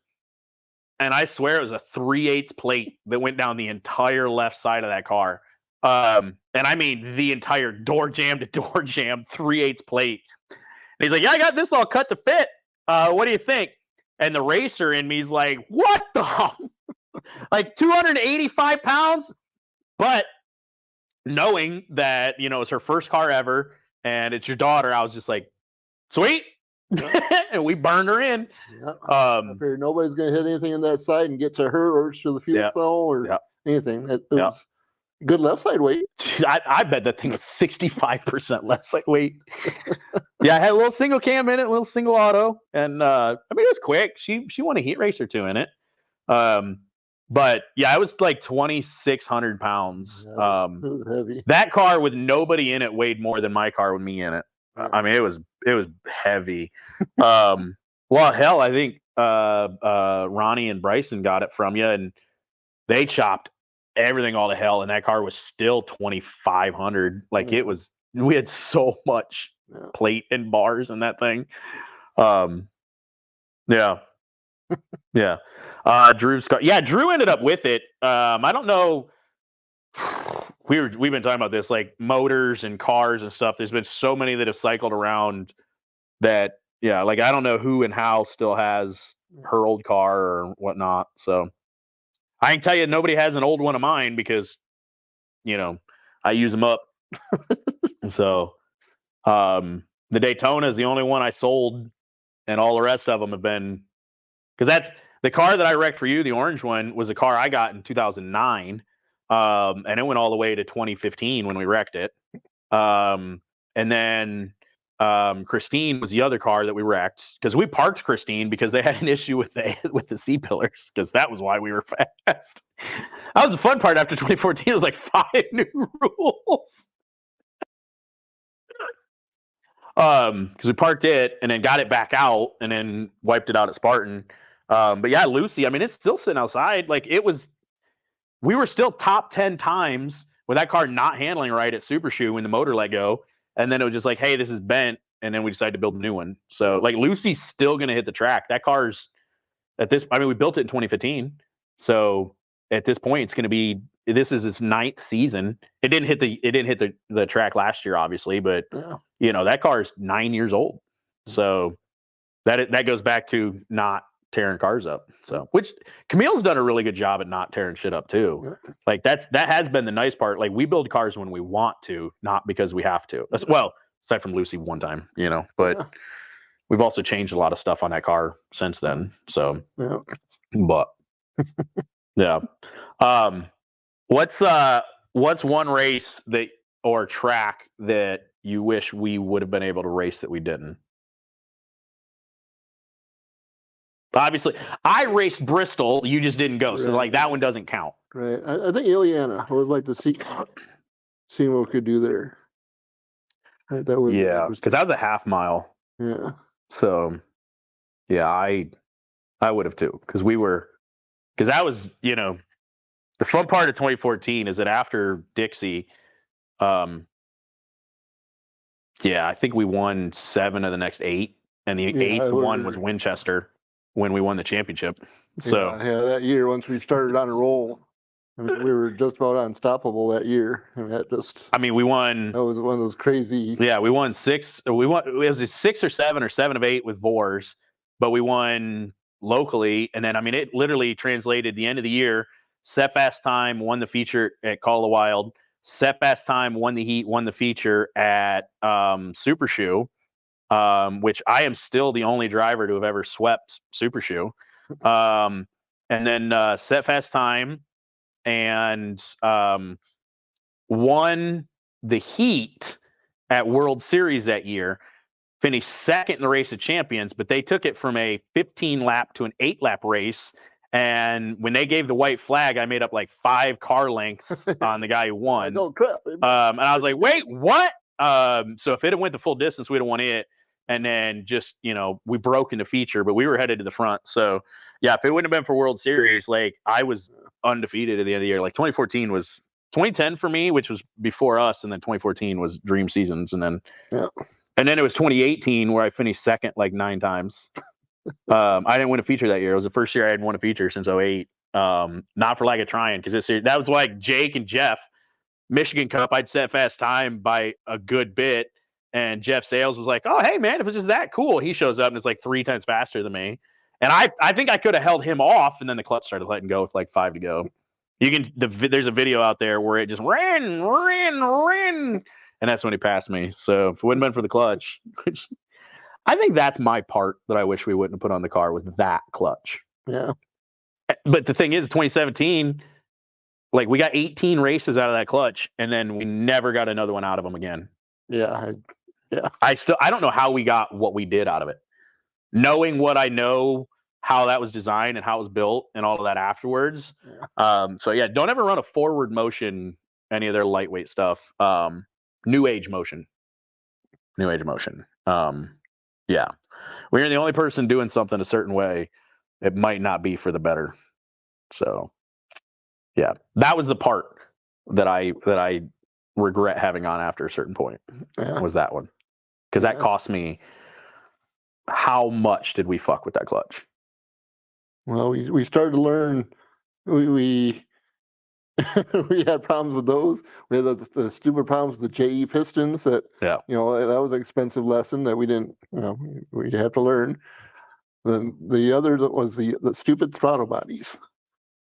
The modern performance. Yeah, that one cost me Bristol the first year. I will give it to Bo. I would have finished second at Bristol. Bo was in front of me. I will give it that Bo could have stayed in front of me. Like him and I had the 2 fastest speeds going into the feature. So like Bo probably could have beat me that year, but I would have finished second at the inaugural. And because Bo was like, dude, the last 10 laps, I slowed down. I was waiting for you to come by. Brother, I broke on lap 7, and then leading the 1,000 to win race at Angola, held off Mason the week before, battled with him, got out front for 1,000 to win. I think it was one of the In Search of races, literally passing for the lead, and that thing breaks coming out of turn 4 to Angola, and I still don't know how. Like, I'm pretty sure it was Trent Jensen behind me, and I still don't know how. Like, hand to God, I do not understand how I did not get wadded up and the entire field involved in it, because I was on the outside, full throttle, and halfway between turn 4 and the start finish line is when the throttle body let go. Nobody touched me. Everybody avoided me. I still know how. We broke one in the heat and one in the feature. Yeah. And then, well, it's because you didn't have carpet. Well, that's one of the old ones. I took it out of the plastic and ran 7 laps. Yeah. So, yeah. But yet somehow magically we run a board stock one and with the exact same pedal setup, and we're 5 years into that one and it's fine. Yeah. Must be something we're doing. Which now, though, apparently enough of them have broke. Now I'm not out of my mind. And if you weld the groove, the O-ring groove, if you weld that and then like machine it down, they live. But I was the one that was wrong when I was like, hey, these things are crap. Something's wrong with them. Yeah. So, because the first one we had went 2014 to 2017 for all of those races. And then we break 3 of them in a matter of 2 weeks. Yeah. So. And other people were breaking them too. Yeah, and then other people started breaking them too. Yeah. It wasn't just us. Yeah. Yeah, then they can't get parts in because, well, you circle track guys keep breaking them. Because you don't have carpet in the car. We got a lot of stuff from Modern, and the fact that they just punked us on them throttle bodies and treated us like shit, like we were the problem, pissed me off to no end. Yeah. So when the CEO is like, now it's because it's an old one. I can tell from here. I don't know how you can, because it ain't half shafted. It ain't an old one. It's a brand new one. It's got 7 laps on it. Yeah. I don't know how this one lasted that long. So, and then there's been a few people like, well, we didn't have any problems. I'm like, all right, cool. And then like not long after that, hey, what are you guys doing for throttle body? Why? No, that's when we went to the stock ones, had them bored out. Yeah, 58 millimeter. So yeah. Logan's late, but he made it. Had to rewire a dishwasher tonight. Woohoo. Yeah. Marvin says it's still pig heavy. Yes, I know. And then Bob says, why aren't you getting your rig ready for Bristol? Well, that's the fun part. Yeah. So like Earl and I talked about this decision to part ways, last week. We kind of came to this decision. I wanted to make it public this way. But yeah, we did that. And the night because you didn't want to tell me that that's what you thought of doing. When I'm like, yeah, so my van is knocking like a bitch. And then the second night, I'm like, hey, so yeah, motor's toast in the van, and you're like, all right, so get your shit and get out. Not, it wasn't like that, but yeah. So I'm driving Dad's car. For those of you who don't know already, I'm driving Dad's car at Bristol, and I was hoping to tow down with my van because I love my van. But yeah, I gotta put a motor in it, so we'll be driving Dad's truck down, Dad's trailer. So my next race, at least I got a car owner too. You know, Yep, there you so go. yeah, I don't know if he's as nice. I'm a lot less afraid to fight him right now, though, That's with his true. With bum one shoulder. arm, yeah. Yeah. But yeah, that's so. So I've had an interesting couple of weeks. So yeah. So if you feel like it, head up to the Front Drive shop, pick up some merch or some products, which we're gonna have with the Front Drive shop here. We will have some announcements with it Thursday. I've got a couple things going on. I thought about trying to do it tonight, but just I don't want to tell you stuff. So the goal is to have some different merch up there, and then a few other things put up there Thursday. So yeah. So if you're like, hey, Todd, we want to make sure that you get all your shit together. Hey, go be a subscriber for $5. You know. So If you're on Facebook. yeah, if you're on Facebook. So I don't know. I collected $5 from you for like 2 months after they booted you off. Yeah. So Yeah. because then you even rejoined as like somebody else, and they were like, "Hey, no." No warning either. It wasn't like you got No like consecutive warning, warnings, and yeah, And they won't say why. of course not. You can't use Facebook anymore. Yeah. Thank you. Well, that's when they decided to slap my hand real hard there a couple years ago, and for the nudity in the comments of a live video that you can't post nudity in. And then I'm scrolling, like I could show you some of the stuff now. You scroll through and you're like, that is a whole titty. Like you can see the two colored areas of it. The whole thing is popped out. That's cool. Like that's 100% okay. Yeah. But somebody saying one word as a joke, Yeah. that's some innuendo in my comment section, got me booted for 3 months. And yeah. That's all the wonderful bots, the good old Facebook bots that pick up on stuff and decide what's good and what's bad. And Tim says he loves the mid-engine motor mount. So much easier, well worth the money. Hey, thanks, bud. I appreciate that. Tim bought one of my mounts. Nice. So yeah, funny enough, Camille's car was the first one to get one of those, and it was because we rebuilt the front end of her Apollo. We rebuilt Apollo, and I was like, if I didn't have to hook this stock motor mount up, this would be a lot easier. And I didn't come up with the idea. Like, I'm not gonna lie. There's another guy or two that were doing it, and I just put my spin on it. And yeah, it still works. The mount I built for her still in that car, still work. Well, she ain't raced it in a minute either, but yeah, we upgraded a little bit. It got put in her new car. We did a different design of it for Lucy. Dad's running it. We've done a couple upgrades, different changes. Yeah, a few different changes. Kind of evolved. Yep. And now they're made out of 1/2-inch thick aluminum anodized with Teflon lined Heim joints. Yeah, and they're pretty. Yeah, they're pretty. They're real nice. Before they weren't pretty, they were dysfunctional. Yeah, they weren't pretty. They were functional. The one that was in my car originally, the one at Camille's car. That's did we swap her to one of the pretty ones? No, I don't think so. She still got some of the stuff that wasn't pretty. We'll just put it that way, but it's functional. Yeah, I'm so glad we did those. So being able to put those on, and yeah, I'm gonna put one in Doug's car because his front motor mount, the Moroso pan. Dad got him a good pan. Mm-hmm. The rail's too thick, so the mount won't go on it. And so I was like, I'll hook you up. Now, all right, so you guys can still order one. I got to run to Union City Speed Shop because he's my hookup for.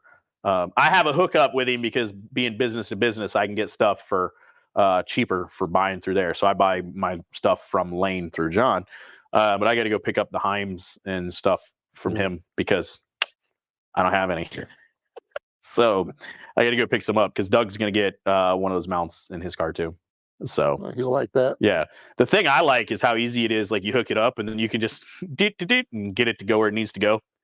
Yeah. Or where the header wants it to be, so you can take the header away from the firewall a little bit, and Well, it makes it so much easier just when you're changing the motor in and out. That front stock mount is such a pain. Yeah. So if you got Dodge Neon, holla at your boy. Head up to the front drive shop. So there can be some more Neon specific stuff up there.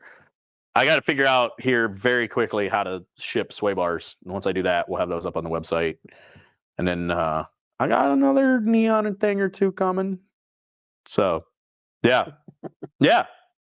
What's up, underdog?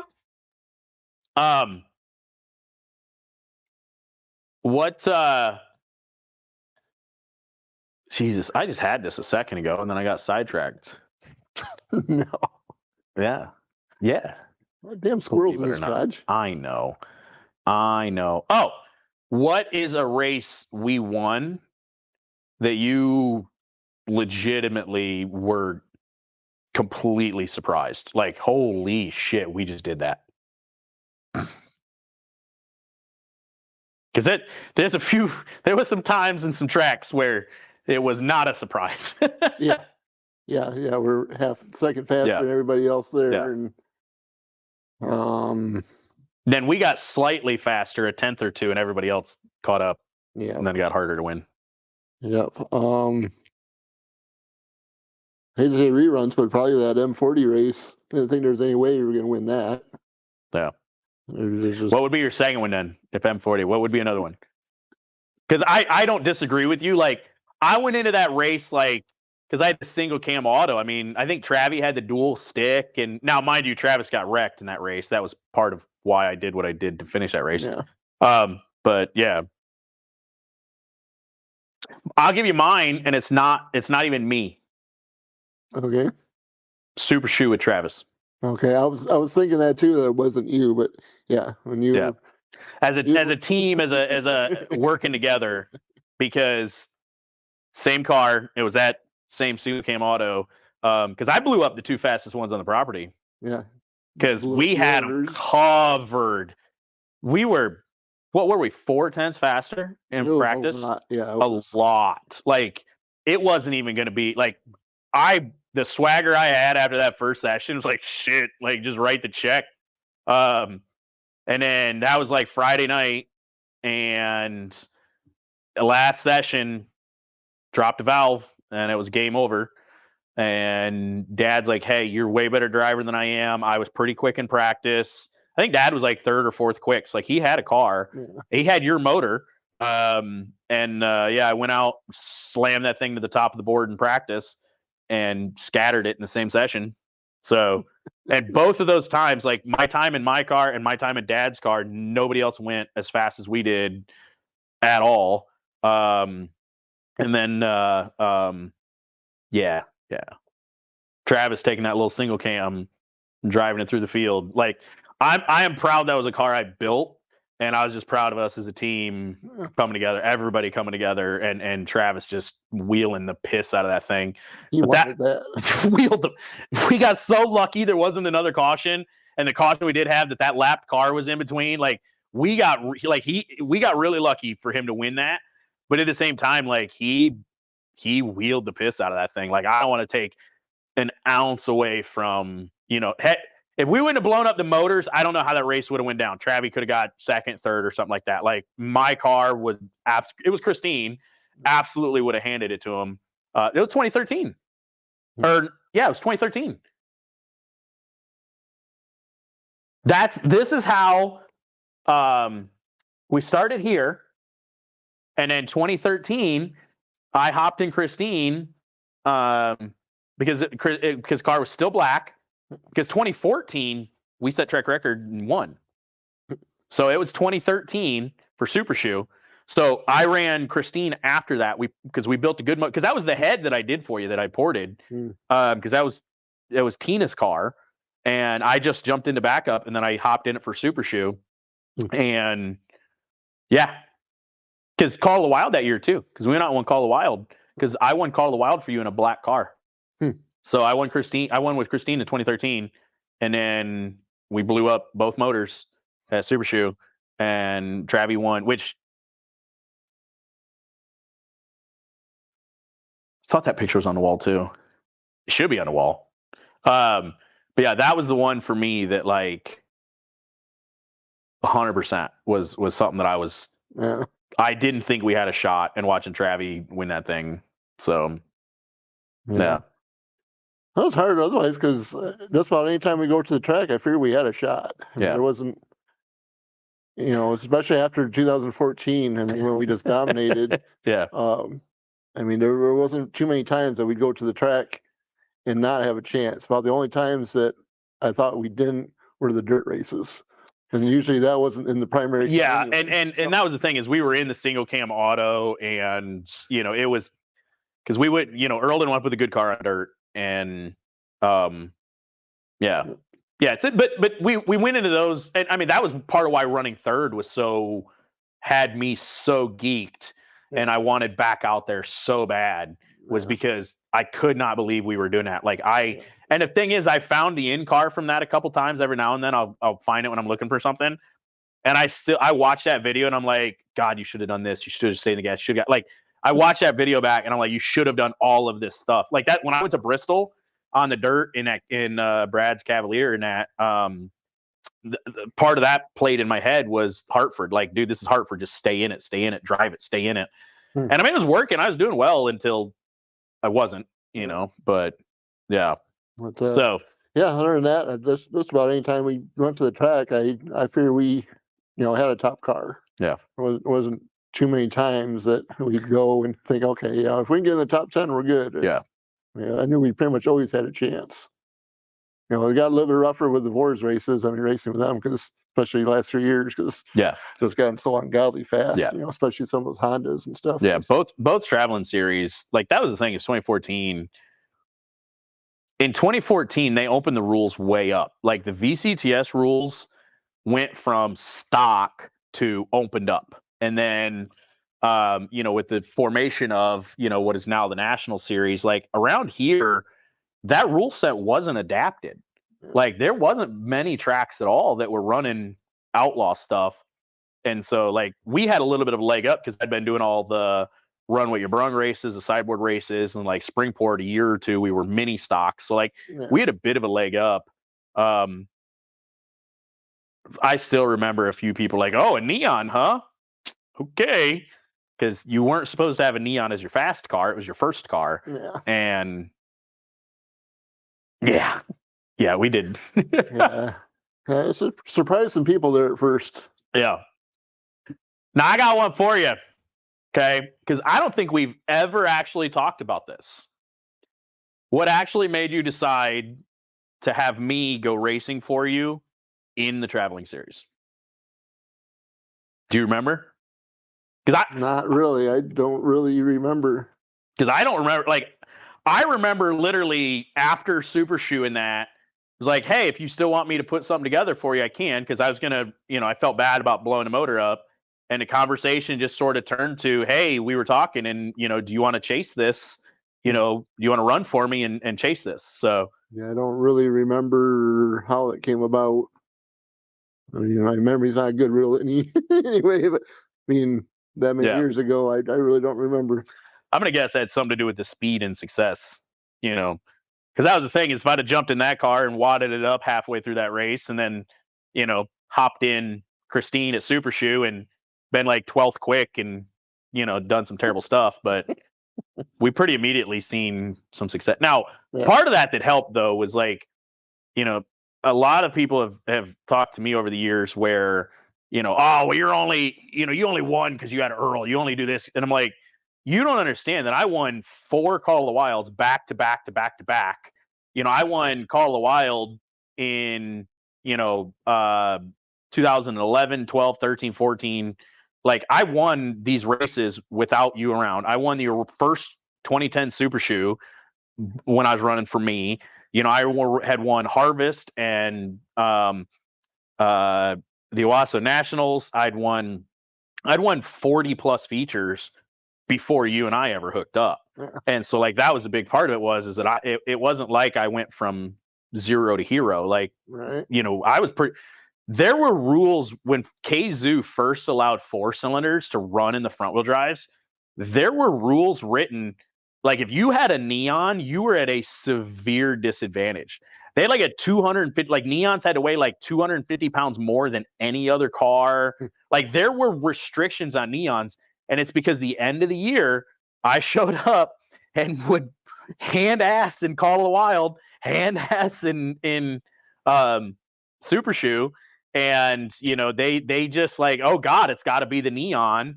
I mean, they quickly, it only lasted part of that first year or something like that. Like they very quickly changed their tune. But like I talked to Gary about it, and Gary straight up said that like there was a lot of racers that were worried that somebody was going to come in and be as fast as I was in their stock class with having a Neon. And so that was why, the rules were written that way. So that was part of it. Was before we got together, I was winning some races. So and the other part too is like that first year that I was helping you guys and stuff, like Travis and Tina went out and set new track record at Galesburg.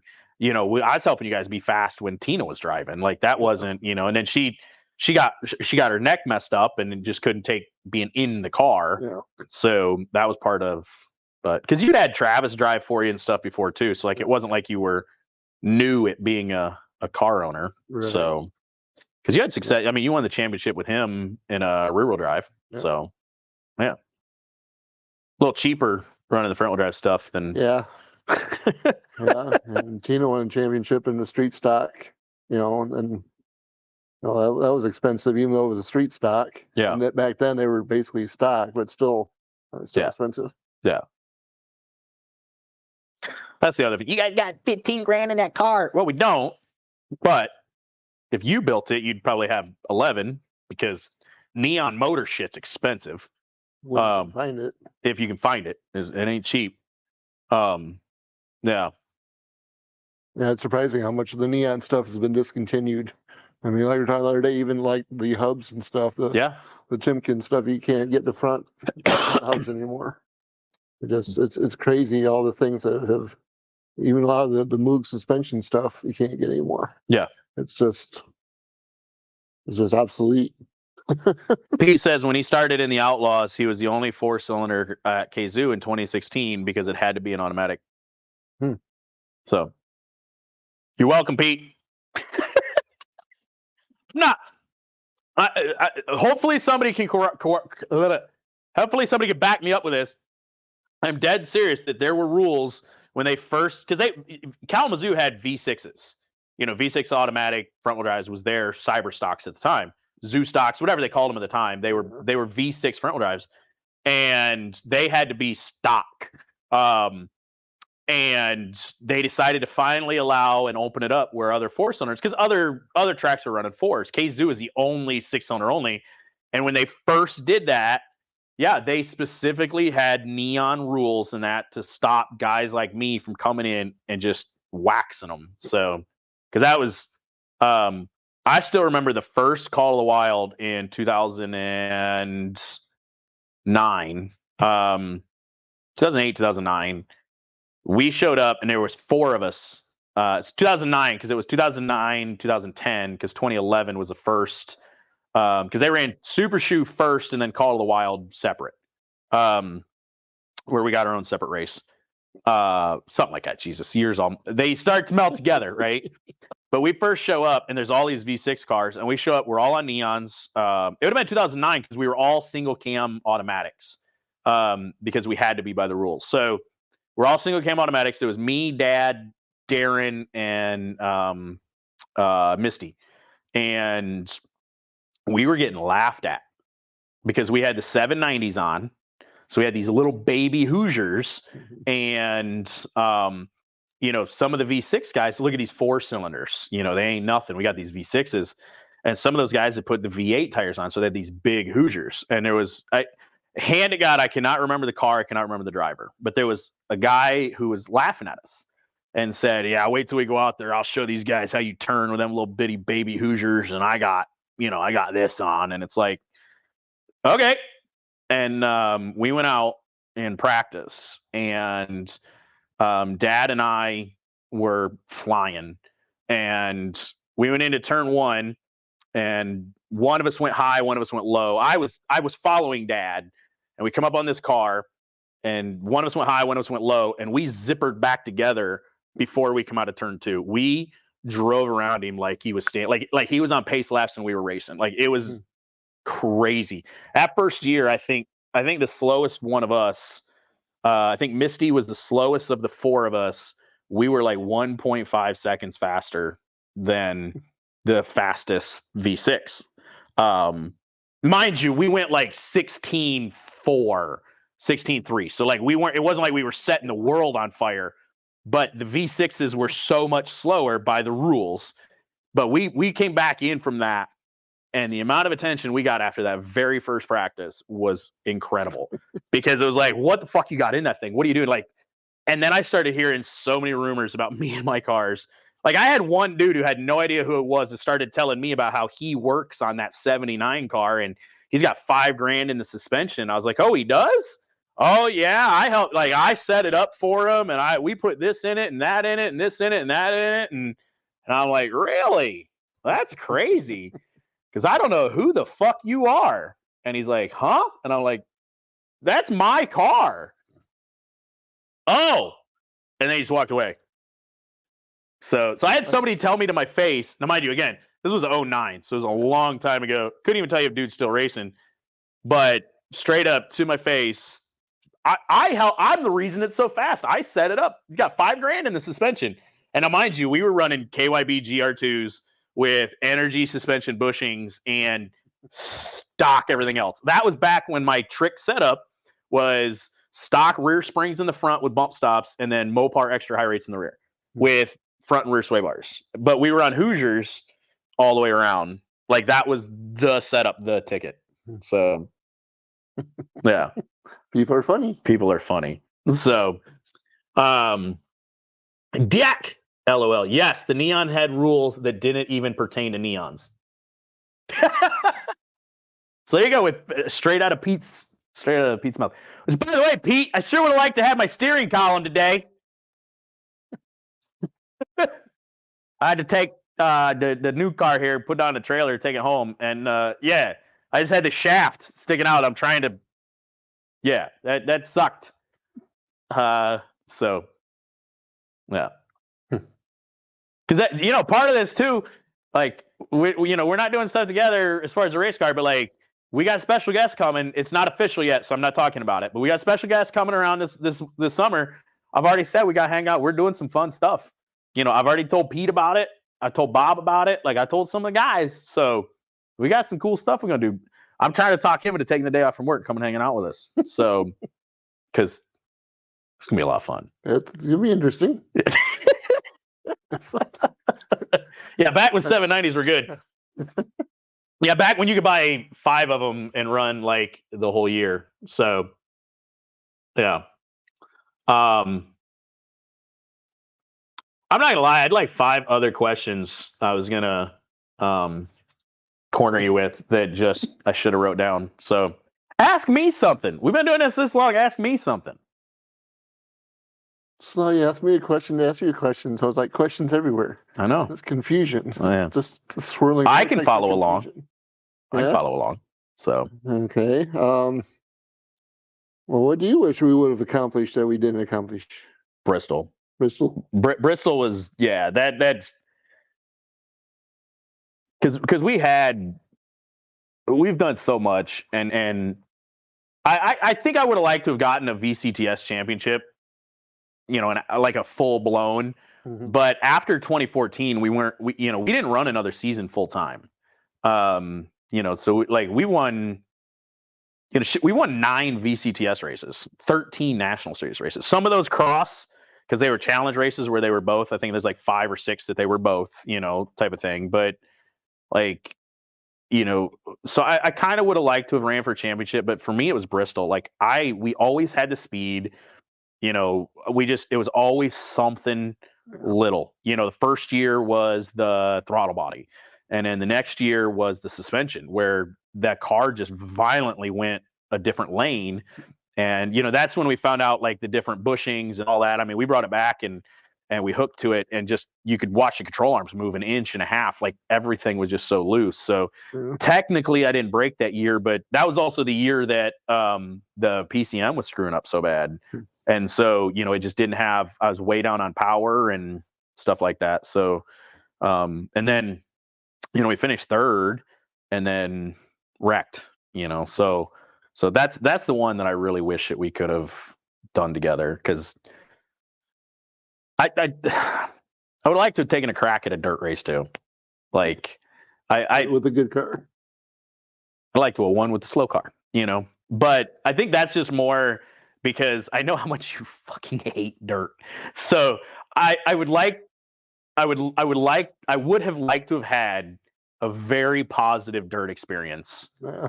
Because like Plymouth was a positive experience kind of overall.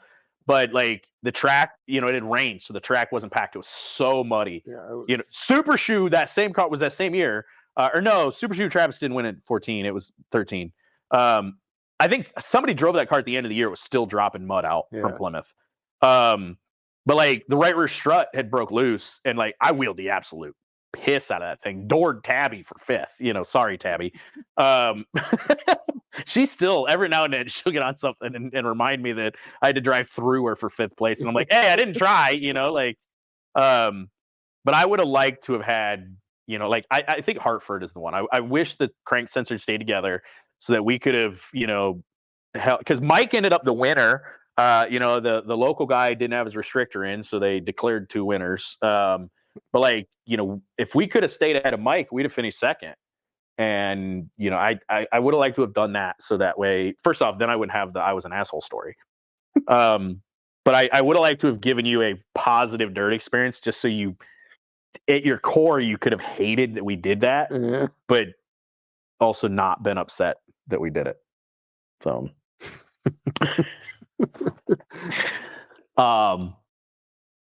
Earl or Doug says, "What's the one thing where Earl got pissed off at Todd?"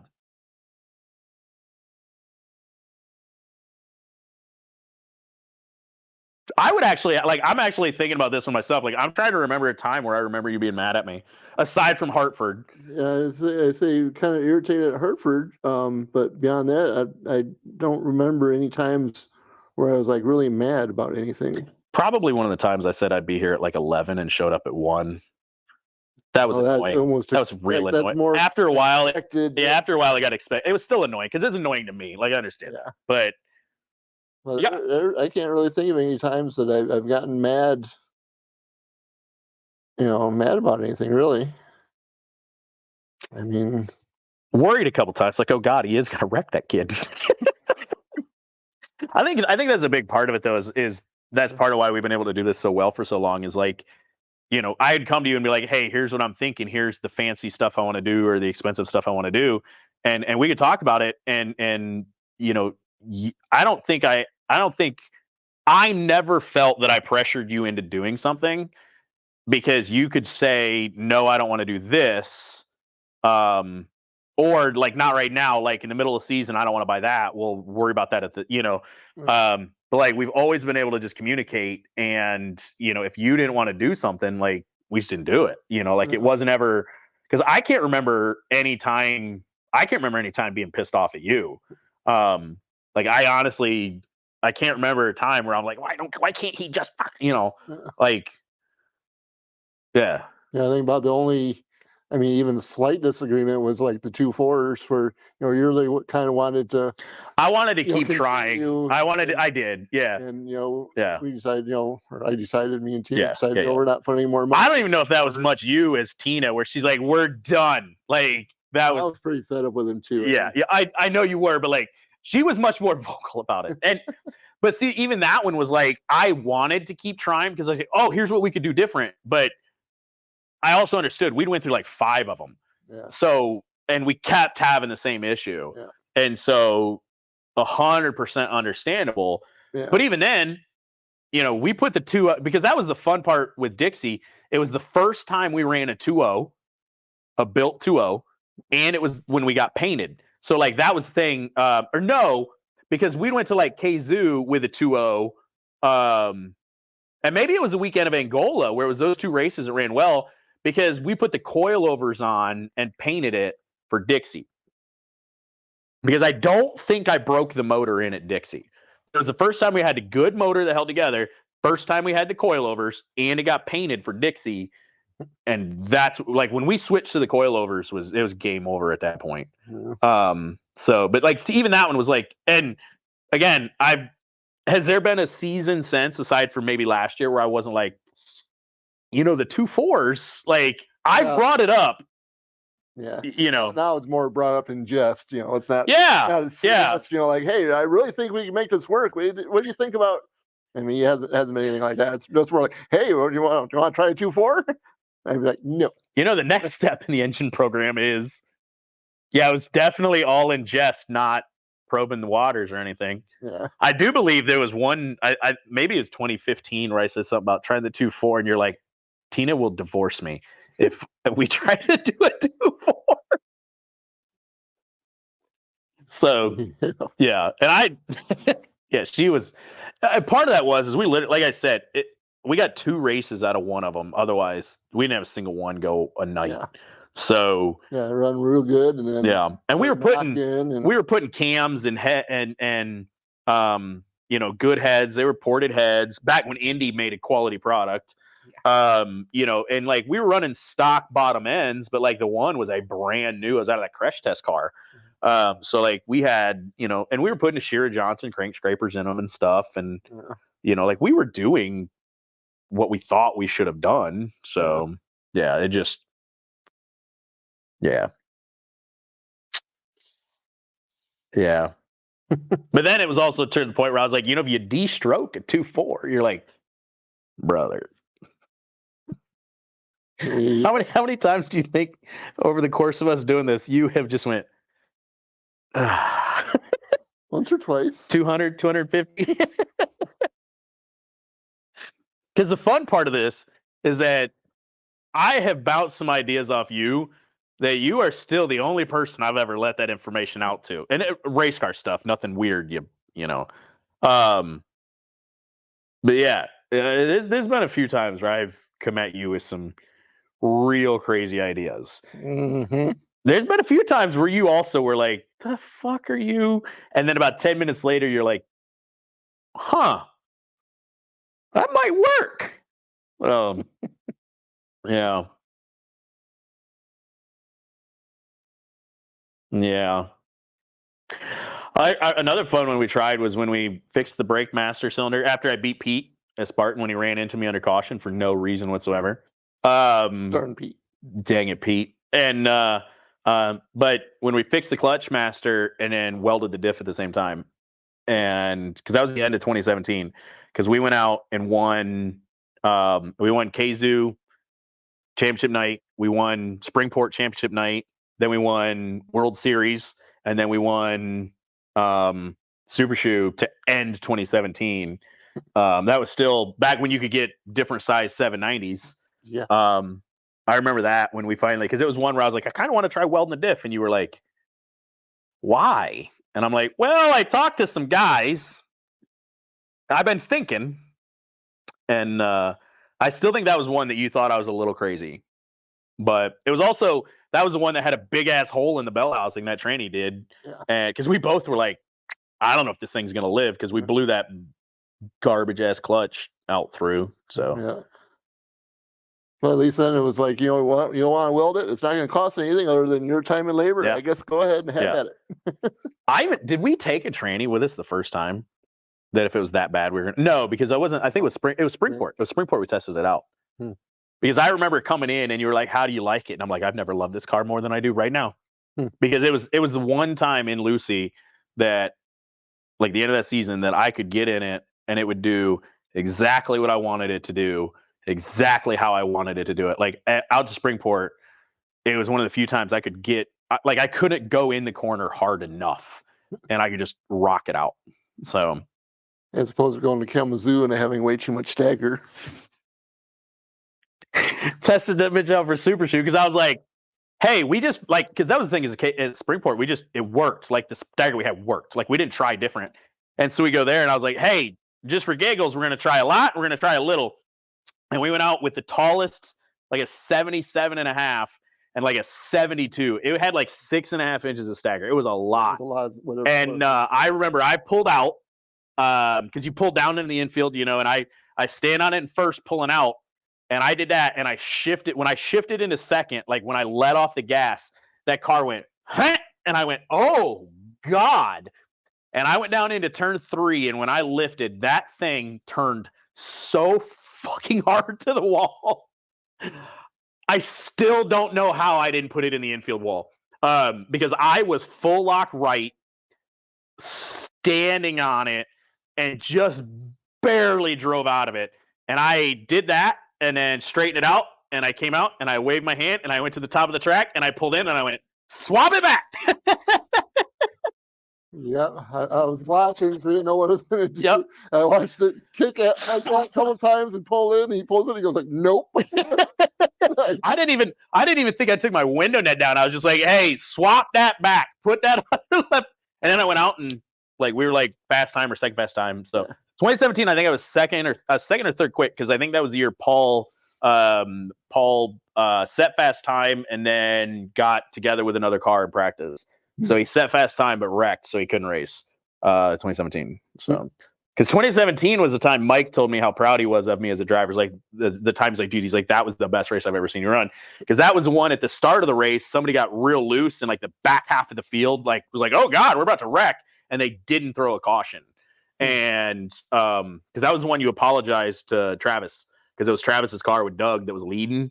And yeah, because yeah, Travis and I still go back and forth on this one because I'm like, dude, I was passing him. And he's like, no, he was going to hold you off. And I was like, he was going like 15 sevens, 15 eights. I was going 15 threes. Like, no, but a caution came out like as I cleared into second and a caution comes out and we started with me behind him and he was racing in third and I was racing in second. And just, me and Travis are watching in the stands, and you know his car's in the lead, and you know you're running and you're gaining, and we're talking like I think he's going to be pretty close to catch you, and Travis like it's going to be close. And then the caution came out, and as soon as the caution came out, I'm like, sorry, that's it. My favorite part of that was because I knew that I had because they had like it was like a stock Magnum bottom end. Like it was like a Crane 18s in like a less than stock compression. Like it didn't have any motor. But I remember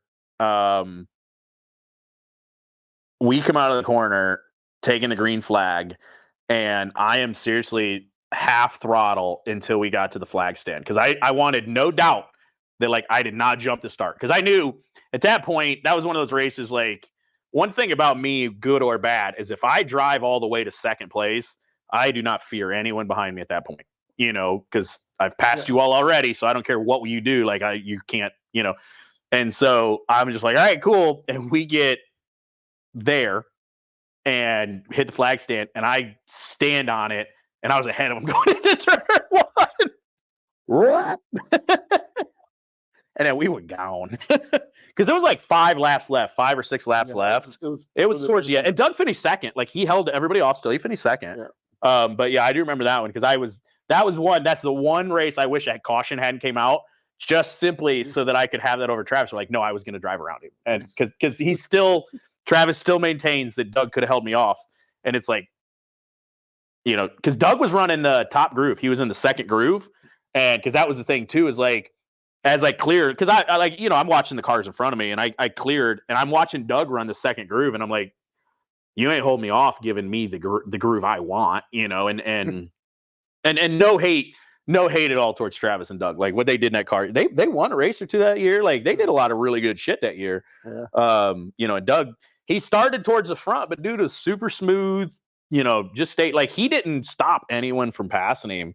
And yeah, that one was a fun one. So what's up, Kyle Jenks? Anybody know how to buy tickets for the Bristol race? Yeah, so BCTS just posted about that today, that you can go somehow. Because you could buy them like right now and then pick them up at will call. So Yeah. We've done a lot of stuff together. So I'm proud of what we were able to do. Yep. I'm excited to see what the future's gonna bring too. Yeah. But now it's not me. Because now, now I gotta do all the work and I gotta pay for it. So because that's the other thing too, like I see that, I'm not in the front wheel drive world as much because a lot of the front wheel drive guys that have car owners, they do the work. But like when you start getting into like the street stocks, late models and stuff like that, like there's so many drivers that just show up. Yeah. And that is the one thing, like that's part of what kept me in the ride is just how much fucking work we put in on the cars. So, because that's my car, shit, you'd help me tear some stuff apart, but otherwise, and on Camille's car, so much of it was just you could wait for me to do something, but it was something you could do anyway. Like I'd show up and there'd be some bars ready to weld in, or like you guys did the interior and stuff like that. But like that was the one thing is like we did a lot of work. Yeah. So like nothing was really, you didn't hand anything to me, So Yep. yeah. You guys got any other questions? Like I'm trying to think of some other stuff. What was probably your least favorite race that we've done together? Like one where you're like, you know what? I just wish we hadn't even ran that one. And we can't say Hartford. You can't say Hartford, can't say Plymouth. I mean, you could say you could say the dirt races, but you got to get past your bias of it being dirt. Because Plymouth, but we never really did good on dirt. I mean, we didn't. Berlin, aside from being lapped at Berlin, we only ran the heat race because they see Berlin for me. I think Berlin sucked because that was when we decided, the group mutually, me, Mike, the series, and all that, just decided that like, hey, we're done. We're not trying to chase this into the next week or anything. Like I absolutely conceded the championship. No ill will. Mike had a great year. He deserved that championship.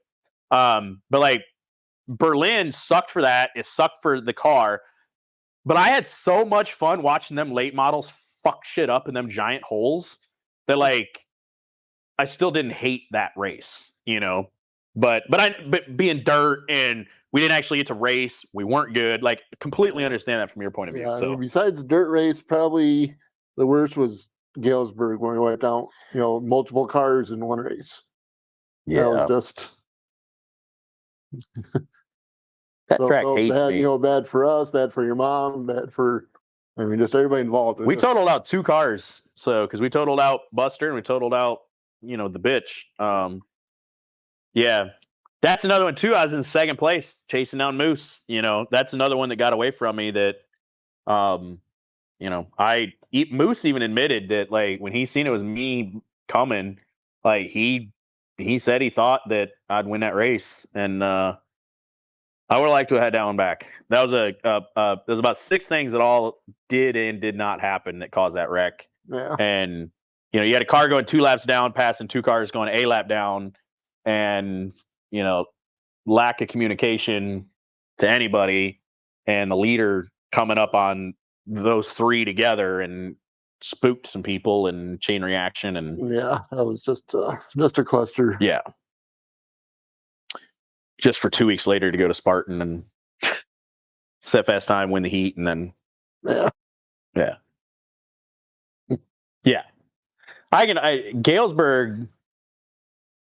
You've seen me be an asshole not driving for you at Galesburg too. The night that we were trying my car out and it didn't work right, so Dad threw me in his, and then I had to go through the field twice and got put in a dirt berm. And had it not been for my head and neck, I'd have put my helmet through somebody's windshield. Yeah. Yeah.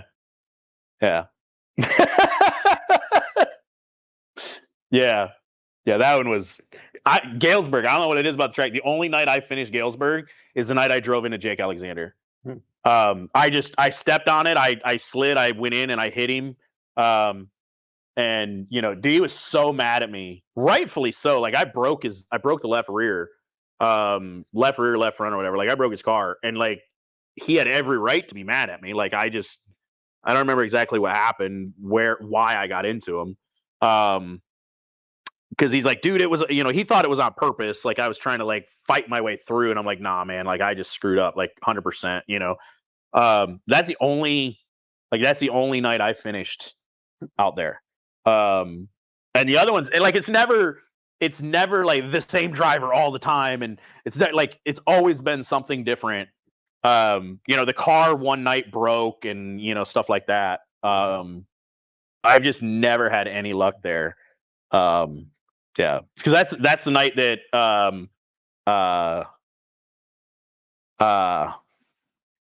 Fireball Neil, John's brother. I cannot for the life of me. Stubby? Not Stubby. Willie. That was the night that I drove into the side of Willie.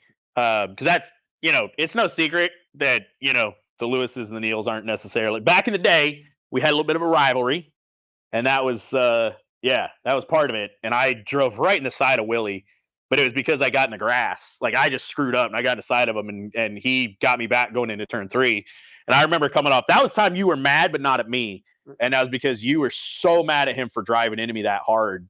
And I'm like, no, I deserved it. Like, nope, like that was on me. Because I still remember, like, I don't care. Fuck him, Like now people are cool. Like I'm cool with all of them now, but I didn't really have a problem with Willie at the time. And so that was the one where I was like, I'm going to go down and apologize to them. And I took John with me. Like, I'm going to go down and talk to Willie. Like, there's been bad blood. I don't want this to boil over because this was just accidental. I would have done what Willie did. Like, cool. So that was one time I seen you mad. And it wasn't, technically it was my fault, but it wasn't at me. But yeah, because it was so well known of that rivalry that on the way over there, the tow truck driver was like, where are you going? I'm like, oh, I'm going to go apologize. He's like, I'm going to go let them know you're coming in peace. That's how well known it was that we had a bit of a rivalry going on, was that the tow truck driver's like, let me go let them know you're not coming down here to fight. Because their whole group was like, they were all mad because I went, like, I pulled in and like, you can attest to it, like, I went immediately over there. Like, it wasn't like I waited till like the end of the night. Like, I was like, nope, I need to go apologize. And like, they were mad that it happened, like their group was. So like Willie came out to meet us, and I'm like, dude, that was my fault. Because he's like, yeah, what the fuck? Like, nope, dude, 100% like my fault. So yeah. Mom says I wish I would not have ran that race. So yeah. It'll be. There's some big changes at the Berg this year, isn't there? Yeah, Snails is running it. Well, Snails and Bob Garrett. Really? Yeah. Bob Garrett's going to come over and help him, and I guess he's bringing the track crew from Butler over. And Jeff is like race director. Yeah, I'm not sure which one is who's doing what. But, gotcha. But yeah, Snails and Bob Garrett are working together, I guess. Because I know McGee is Jeff's grandpa. Yeah. So he's part of the family. I think he's kind of part of it, but he's not like really involved. A lot with it. Yeah. But yeah, it's gonna be interesting to see how that all goes. Jeff, if you're watching, if I can help, let me know. So I like Galesburg as an experience, but that track fucking hates me. Like, Dad's blown the right rear off, broke the right rear hub 2 or 3 times at Galesburg. Yeah. Never broke it, and well, no, he finally did it at Lucas Oil. But otherwise, Dad's like in practice twice. Dad broke the right rear off. Because the fun part of that one was his track's so flat, he's driving without the right rear on. Because with the rear sway bar and everything, like it kept that corner of the car up. He's just. Because I remember him driving through the pits, and people were like, "What the fuck?" Yeah. Well, when you got stiff springs on them and you got a big sway bar, it keeps that corner up off the car. So, yeah, looks weird though. I tell you what, that's a race I wish I could have back too. Was the Springport when I broke the right rear off for the twin 33s or twin at Springport when I was when I took the lead, which actually, I think I showed you. Yeah. So, all right, enjoy these 35 seconds. This one.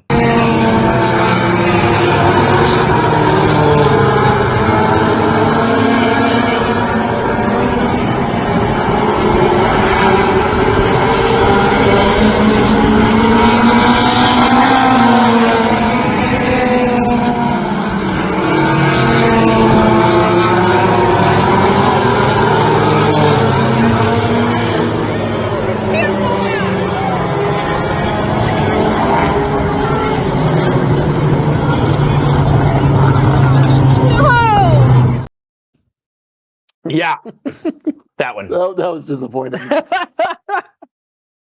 Yeah, because we'd passed for the lead, and then we were 2 or 3 laps down because they were twin races that there was basically a break in between. Yeah. And we came back out for the second one, and I said I'm getting a lap back, and I damn near did it. I got in trouble like 3 times, like 79, you're a lap down, calm down. Nah. I was aggressive with one guy that, well, him and I had some run-ins over the year too. But yeah, that was the one I got Pete. I passed Pete on the white flag lap because that was one that I got chewed out at the end of that one for racing for racing second, third, fourth the way I did. And I was like, look, okay, like first off, I didn't touch any of them guys. I didn't actually mess up their race. But if Pete had been leading, I'd have got my lap back. Because that was talking with Pete, like, dude, if you get the lead, man, I'm coming, I'm passing you. Like, I am coming around you. I'm gonna get my lap back, and I did. I drove all the way from because they inverted like the top like 6 or something. Because I think Paul had the lead at the halfway, and he started like 3rd or 4th. I started like 24th because I was a couple laps down. I started at the tail, and I drove all the way to 2nd. So had I started, would I have beat Paul? I don't know. Like, he was quick. Like you can see even in that clip, like, Paul and I were battling for the lead. So like, I'm not going to take it away from Paul, but I'd finished at least 2nd because I drove from 24th to 2nd. Yeah. So we could have finished at least 2nd, but yeah, that one is one I wish hadn't got away from us because that would have been a lot more fun. Yeah, it kind of reminds me of Springport when we went over beginning of the season that one year when they were going to have outlaws. Yeah, when I was the only one. Class. Yeah. We show up, as an outlaw, and we were literally the only car that showed up for that class. The only one. Props to Ritter, Donnie, for coming over and being like, hey, I'll give you guys your money back and, all this and that. And it was like, hey, because it was 2017, and the reason I know that is because it was the first time I ever raced with a head and neck and containment seat. Because I'm pretty sure I left my mirrors in too. Because I was like, hey, I've got the containment seat, I got the head and neck, like Bristol's in just a little bit. Yeah. And like, I'm practicing for that. Can I just go out with them? Like, I promise you I won't win. And Donnie was like, yeah. And I was like, you ain't got to, like, because he didn't pay us. Basically, he gave us the money back and stuff like that. Because we had 4, 5, 6 people that came in. So Donnie just gave us our pit pass money back. Didn't pay me for anything on track. And my favorite part of that was going up to tech because I was like, so because they're like waving me in. I'm like, okay. And now, mind you, they were still stock at the time. So like they had camber limits and DOT tires and, like you weren't allowed all 4 racing wheels and like, they were stock. Yeah. And I come in and I think it was Drew Ritter, like leaned down and he's got his hand on the Hoosier on a race wheel and he looks in and sees the coilovers and he's like, like thinking I'm cheating. And I'm like, ask Donnie, like, it's okay, man. And he's like, no, and I was like, I'm the only one that showed up. I'm the only outlaw and Donnie's letting me do this. It took me like 5 minutes to explain to him. And then he's still like, he radios Donnie and Donnie's like, yeah, no, you don't have to tech him. He's good. He's not, he's not actually there, like whatever. But yeah, like, because Drew, it was like 12, 15 cars or whatever. And he's looking at all, like he was doing a good job teching, but he looks at my struts and part of me was like, you didn't notice the Hoosier tire, but he just looked past that. It wasn't what he was looking for. And it like, what the, because same with the mirrors, like you can't run a mirror. Like, I'm not actually racing. Because they threw a caution because I was going to pass the leader. Because I started half a lap behind, worked my way up and just was passing cars. And because John Ward Jr. won that night and he was waiting because he's like, dude, I was waiting for you to go flying around because they're all stock motor. I mean, I got lightweight clutch and like, I mean, we were built to the hill. We were an outlaw car. And Donnie, I was like, did you throw that caution to because they put me to the tail. They throw a caution and they're like 79 to the tail. And I'm like, what is going, I didn't wreck anybody. But the entire reason they threw that caution was because Donnie didn't want me to win. And I'm like, I would have pulled off. Like I told you that I would. And he's like, I couldn't risk you not pulling off your racer. And I'm like, I am a racer. However, I take no pride in beating all of those guys in what I have. Yeah. You know, like that's not. That wasn't a fair. No, it wasn't fair. You know, but still they threw the call.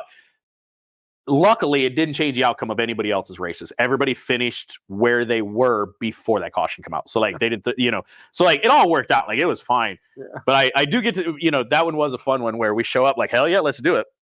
Because later in the years when we went out because I was running third gear then too. Because later that year is when Hufford and all them got the group together. Like, dude, we got to support Springport. We got to this or that. And somebody said something, and I'm like, well, I'm in. And like, I don't remember who it was because the comment got deleted about me being an ass and not supporting. And I'm like, that's cool. Do you know who was there when this was an actual class? Me and me alone. So, like I would knock that the fuck off. Yeah. It was quickly deleted. Like, I don't remember who it was talking shit. But like because I was like, I mean, if you guys are actually serious, like I'm there, but like, I'm not screwing around and nobody shows up. And they, well, if you're just going to be negative and you're not support the track and you're not support. Yeah, that's cool. We were a class. I was there. We were going to run for points. We were going to run the season. Where were you? Because we had it figured out. Like aside from Bristol, we were going to be a Springport every week. Yeah, we were running that season. Yeah, and we were the only car that showed up. Yeah. So, because I remember that one too. Because it pops up in my Facebook memories where I'm like, well, we're going to go see if second gear works because we'd been racing in third, and I had the 355 HD because it was like a half mile tranny or whatever, and I didn't want to swap back, and it worked. it worked. There's been a couple times where we've done that where it's like, because like 2014 when we went back on the DOTs, when they let us run with the coilovers and all of that the first time under previous administration, and we showed up with just some BS DOT tires that we had and put it on them. And then, because that was one where Mike, I was like, hey, Mike, this other racer, like, he's going to try to do this. Mike's like, oh, okay. And then I did exactly what I warned him about the other guy doing, which was, driving by in second, blasting in there. And I just went flying down. He's like, yeah, no, the other guy's going to do it. But that, because then later in the year, we weren't allowed to come back because we had coilovers and all this other stuff. And we're like, it's not against the rules. And we were there earlier and like, yeah, well, you shouldn't have been allowed to run. Yeah. All right, cool. Well, that administration also accused me of being bad for front wheel drives. So, yeah, what can you do? You do. So, because we're still around and they're not. There's been a few people who have. When I first started racing in 07, I told a guy, "If you give me a neon, I'll be fast," and he laughed at me. Oh, sure, okay, huh. Yeah, things went sideways real fast when we put Dad in a neon and Dad started winning. I love my dad. When my dad was a rookie, let's just say Dad didn't drive. Dad drives now a lot better than he did when he was a rookie, right? Because that's the other thing people don't always understand. I started racing a year before Dad. I started in 07. Dad started in 08. So like I brought, like the picture you've got up here on the wall is like your dad helping out on the old jalopy, right? So like, your dad was in racing. Tina's dad obviously was in racing. Like your family's has been passed down. I passed it up. Yeah. Like I have not met. I don't think I've met anybody else that got involved and then brought their elders in. So, but yeah, it is. But he laughed. You sure you are, right? Completely discounting all the work I had done to his car to help do what he had done, and going from the second slowest to the second fastest car myself. But yeah, we got a neon, put Dad in a neon. He started winning, and then I finally got mine put together and went out, and we went on a tear after that. And I've had more of those people. The team and that guy got out of racing. They got out of racing before you and I got together. So I'm still doing this. We're still, granted, my last year in a neon last year was less than stellar. Go out in the D main thinking I'm going to quickly get into the A or B. And then they're like, nope, you're right where you belong. So what's up, Bud? Bud, what's up is that Earl and I are breaking up. I mean, put it enough bluntly. of the shit. Yeah. Earl's had enough of this shit. So Yeah, that's the very, very most basic.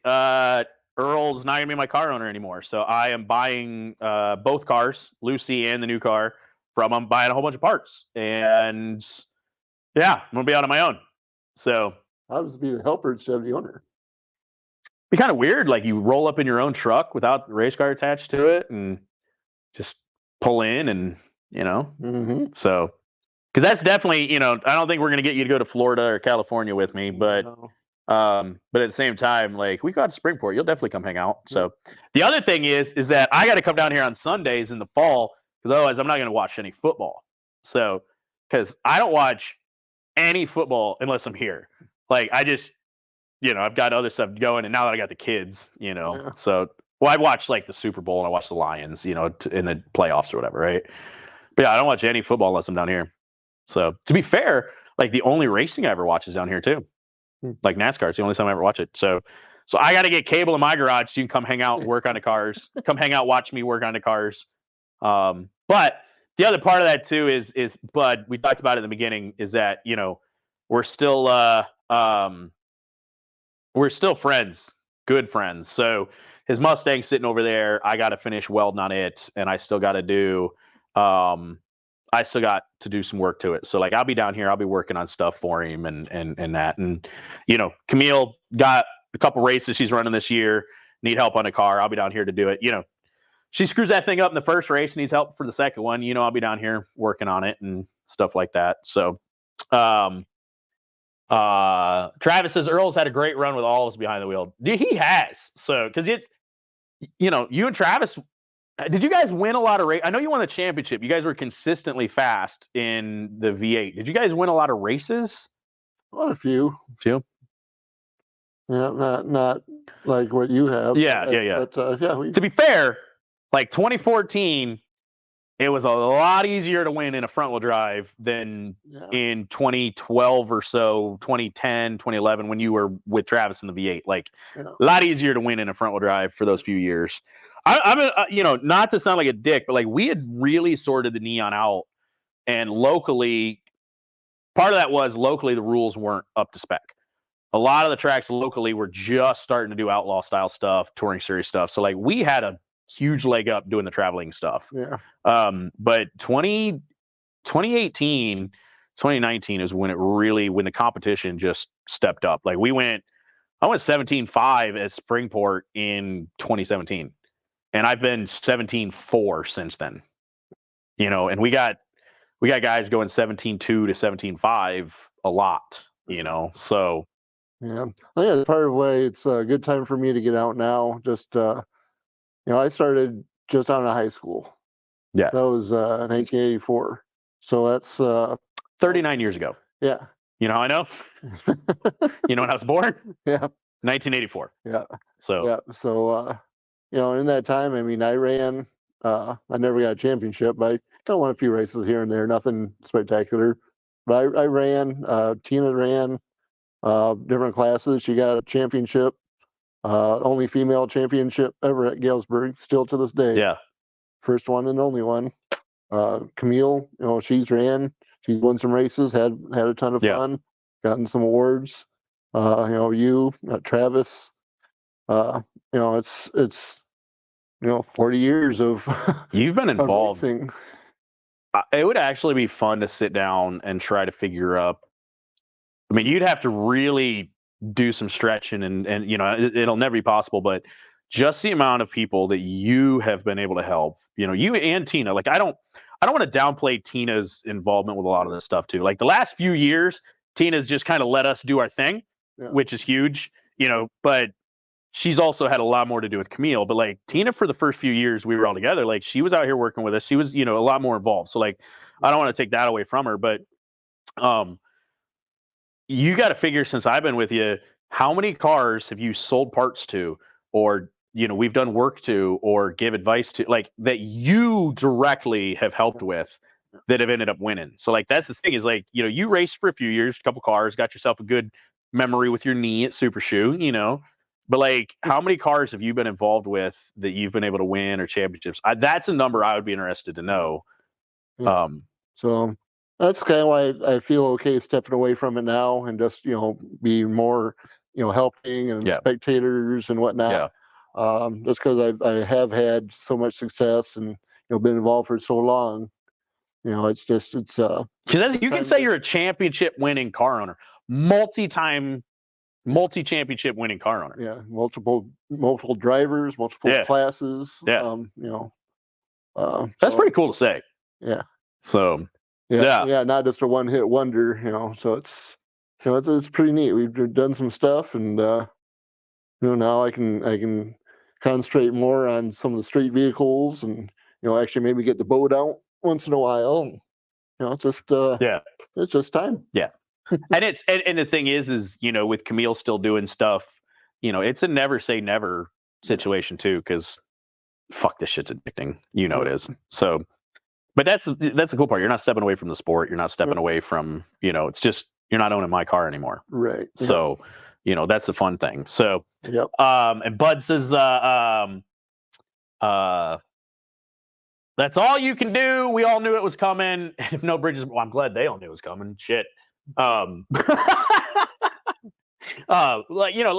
Earl and I had a conversation about slowing down, but and it had come from it didn't really come as a surprise to me, but it was much more because I've just been involved in your life outside of racing too. With knowing that you guys want to be able to use the boat, and you're getting into the car show stuff, and you got the new camper. He's got the new camper last year to be able to go and do something with it and stuff like that. And I just know how much you've wanted to mess with the street car stuff and being able to do something that isn't, that's got a carburetor on it that you understand. He won't put a big block in shit, which I've been trying to do. So yeah. And then and Travis is 13. We had one 20 plus featured as a team in Super Shoe. So yeah, so Travis, you'd have to go back. We were talking about Super Shoe because that was the one thing that Earl and I agreed on, that that was the one race that we thought that we shouldn't have had a chance to win, and we did. Was you winning that race? That we were. I was proud you did it in a car I built. Obviously a car Earl owned. Shit, you've won Super Shoe 3 times. Call a Wild a few times. Because I've got 2 Super Shoes. Travis has 1. So, yeah. I'm still the only driver that can say they've won Call of the Wild and Super Shoe. And, Paul now has multiple wins, and Ben has multiple wins. But there was a long time where I was the only driver that could say they won Call of the Wild multiple times or Super Shoe multiple times. And I had won a total of 8. Nobody else had won 2 combined of any of them. Yeah. So like I said, we've done some shit, So yeah. Dude, that's the thing. I want to echo Travis' sentiment, because Travis says I would have never had any of my opportunities if it wasn't for Tina and Earl. I'm dead serious. Since 2011, I won the championship of Spartan. 10 and 11, I ran 45, 50 races each year. I parked the car at the end of 2011. And you can attest to this. We went and got my car out of the storage unit in 2015. It had sat there. I put it in there in 2012. I was the tech man at Spartan in 2012. I ran the car a couple times at the end of the year, but I didn't really race 2013 except for the few times I raced for you. And I never would have been able to afford the parts or the travel. The first year we went to Bristol, you gave me your truck, your trailer with a car you owned on it, and a stack of cash, and went, here you go. Because you have not made money yet going to Bristol. And I started paying a little, because I paid my hotel and stuff, but it's still we buy 2 to 4 tires every year, fuel and the tow down. And I finished 1 year, and 3rd place was $250. So that's the thing is I owe front wheel discussion to Earl, because had I stopped doing what I do in 2012 and not had the opportunities I had with Earl going forward, this show wouldn't be what it is. I've done, how many tech videos have I done lives have I done from here? How many times have you just like you haven't even come out. Like I'll come here, I got a key to the door, I come in here, I do a show, and then I go home. Like I've come down here just to do stuff out of the garage. So if it wasn't for Earl and Tina in the garage and stuff like that, like this show wouldn't exist. The opportunities I've had wouldn't exist. Like I have been able to do a lot of stuff in my life that is because you walk down on autograph night to talk to us despite being told not to. So like that's the thing. So yeah. Yeah, Tina says, time to go fishing with Camille with the new pole and time to get car show trophies. Camille got one with a Chevelle and time for street burnouts. Yeah. Look, I'm maybe not this year, but we'll get the Zephyr out. I got that 302 to put in it. We'll come, we'll do some tandem Bernie stuff. So yeah, I truly, you and Tina have done so much for me. That's why, like we said, like when Earl and I first started talking about this last week, I straight up told him, like, I'll walk away from these cars, I'll walk away from all these parts as long as we can stay friends. Like if trying to get the cars and stuff means, in any way the loss of the friendship, I'm out. Like I that comes first. Yeah. And I meant that because it's just we've done a lot of shit outside of racing. Like there's been times. How many times have I come down here? We didn't actually work on anything. We just hung out for like 2 hours. Yeah. Like, or we hang out for 2 hours. You leave, and then I get some stuff done. Just watch football. Come down here in the summer. Tina barbecues. Like we've done a lot. That's just hanging out. So, Camille has a street stock motor in her truck. She has plenty of ponies to play with. See, exactly. She's got the horsepower. We got to get the big block in your truck, the big block in the Chevelle. That look is what I've gotten when I've said the big block and stuff for years. To be fair, I tried to get you to put an EcoBoost in the Pinto. Yeah. I tried to get you to turbo the Pinto. Yeah. Like, I've been trying to get you to do some crazy shit with the street cars for a while. So. He's got ideas. Brother, if I got paid just for ideas, I'd be a millionaire. So, yeah. I don't know. Travis says the Pinto wagon to finally the garage. I don't disagree. However, I don't know if because I know you had one or two at the. I still got. But they're at this point they got to be. Yeah, one I think is still savable. I do think a Pinto wagon would have been a lot better for you because that. Don't get me wrong, I loved the yellow Pinto. Watching you crawl out of that thing with the front seat touching the back seat, like it was a clown car moment. Like, and I know that sounds negative, but like, I mean, you guys can see, like, I'm 5'10", like Earl is 6'7", so Earl climbing out of a Pinto, a bright yellow Pinto, like, yeah. But that thing was also had like 82 horsepower. Like it was on a good day. It looked good. Didn't go nowhere. Not fast, but it looked good. Park it and admire it. Yeah. but I'll put up. I'll show you guys too. Like I'll show you the truck you got because what year is that? 79. So a 79 F100.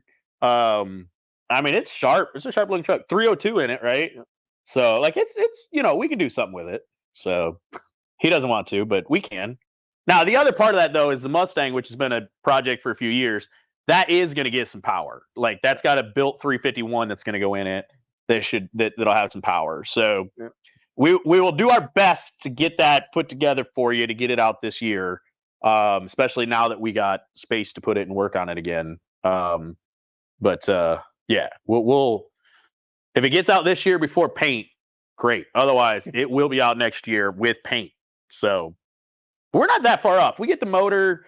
I got to weld in your the cowl stuff, and then But now that, like I said, we got the space back. We don't have Frank just hanging out here So yeah. Dad says Coyote swap the F100. Have I not said that we could? What have I said? That's one of his ideas. I'm like, look, you buy a 2-wheel drive F-150. We'll swap this bad boy in because it's only 2-wheel drive. I'm like, look, Coyote swap. We could do this with it. You'd be like $5,000. We'll reuse all the stock wiring. Like, listen, and that's what he does. Shake my head. Tina says, no, time to soup up some golf carts. You know what? I want to see if you would fit in one of the K trucks. You know what I'm talking about? The little Japanese stub nose. Because that could be like your golf cart, right? Yeah, that'd be cool. Just say, it would be. That's the other thing he says. Oh, yeah, that'd be cool.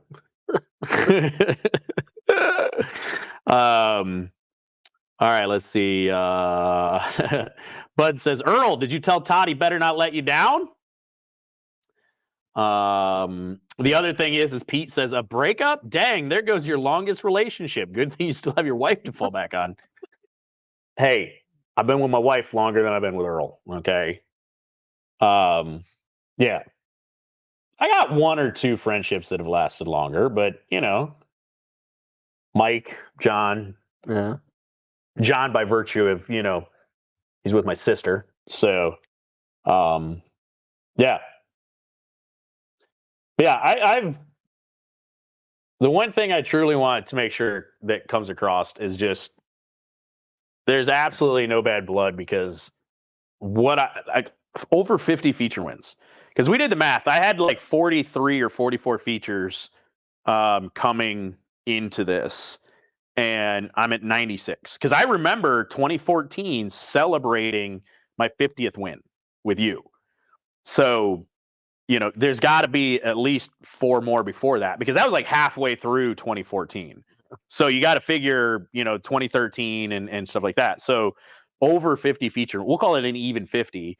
And on some of the biggest stages, all the VCTS wins, you know, all the Midwest wins, the national wins, you know, Super Shoe twice, sweeping Super Shoe, like, yeah, all of it.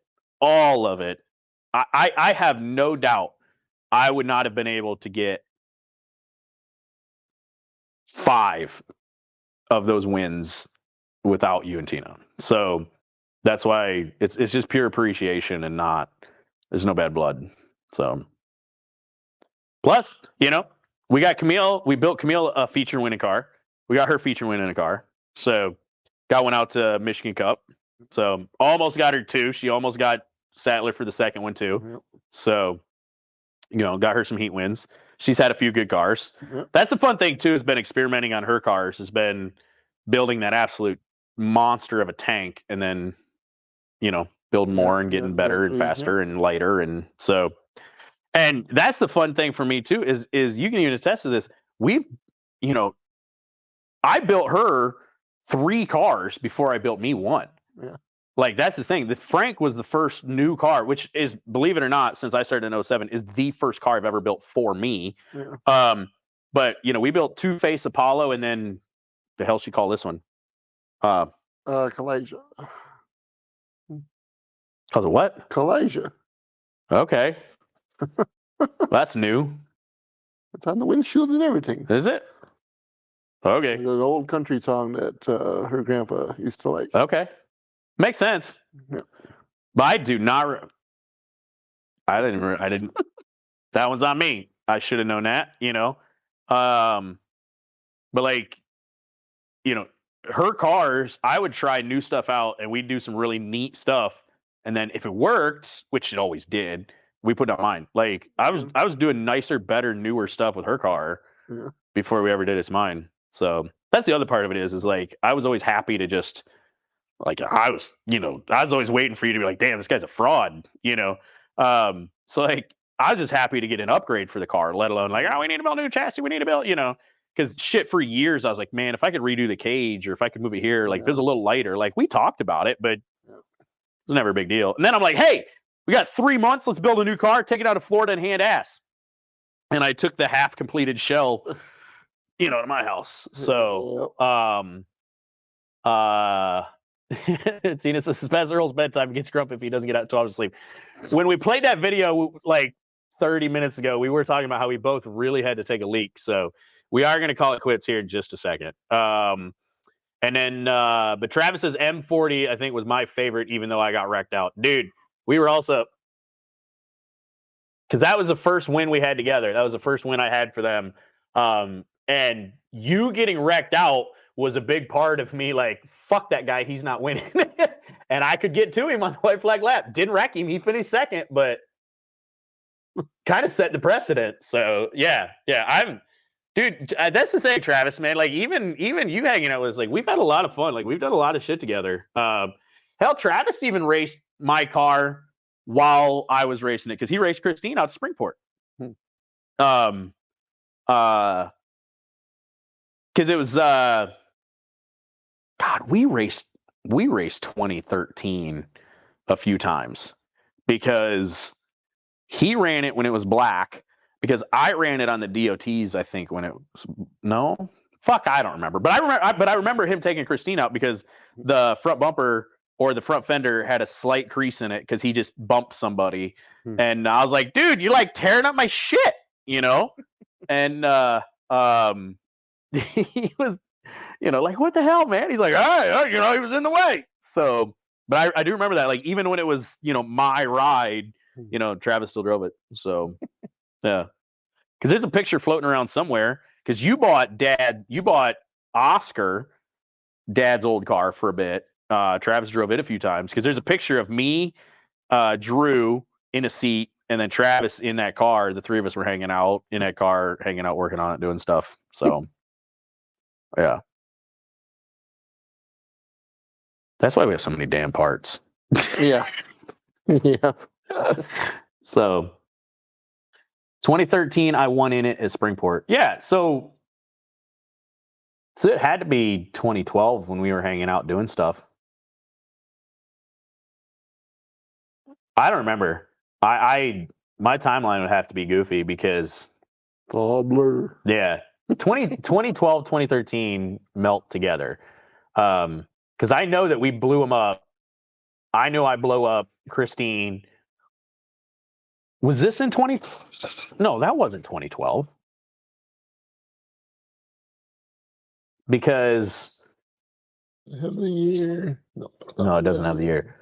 Because we literally started. I ran this, and then we went touring series racing the next season. Because this car was still pink with a 00 when I raced it for the opening race at M40, because Christine wasn't together yet. Sure.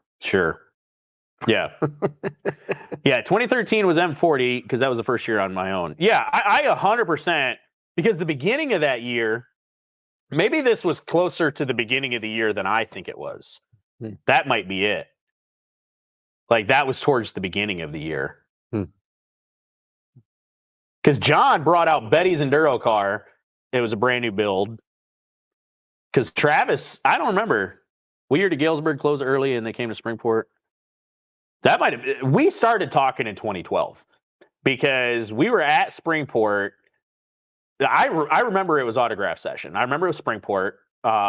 Travis had the probe there.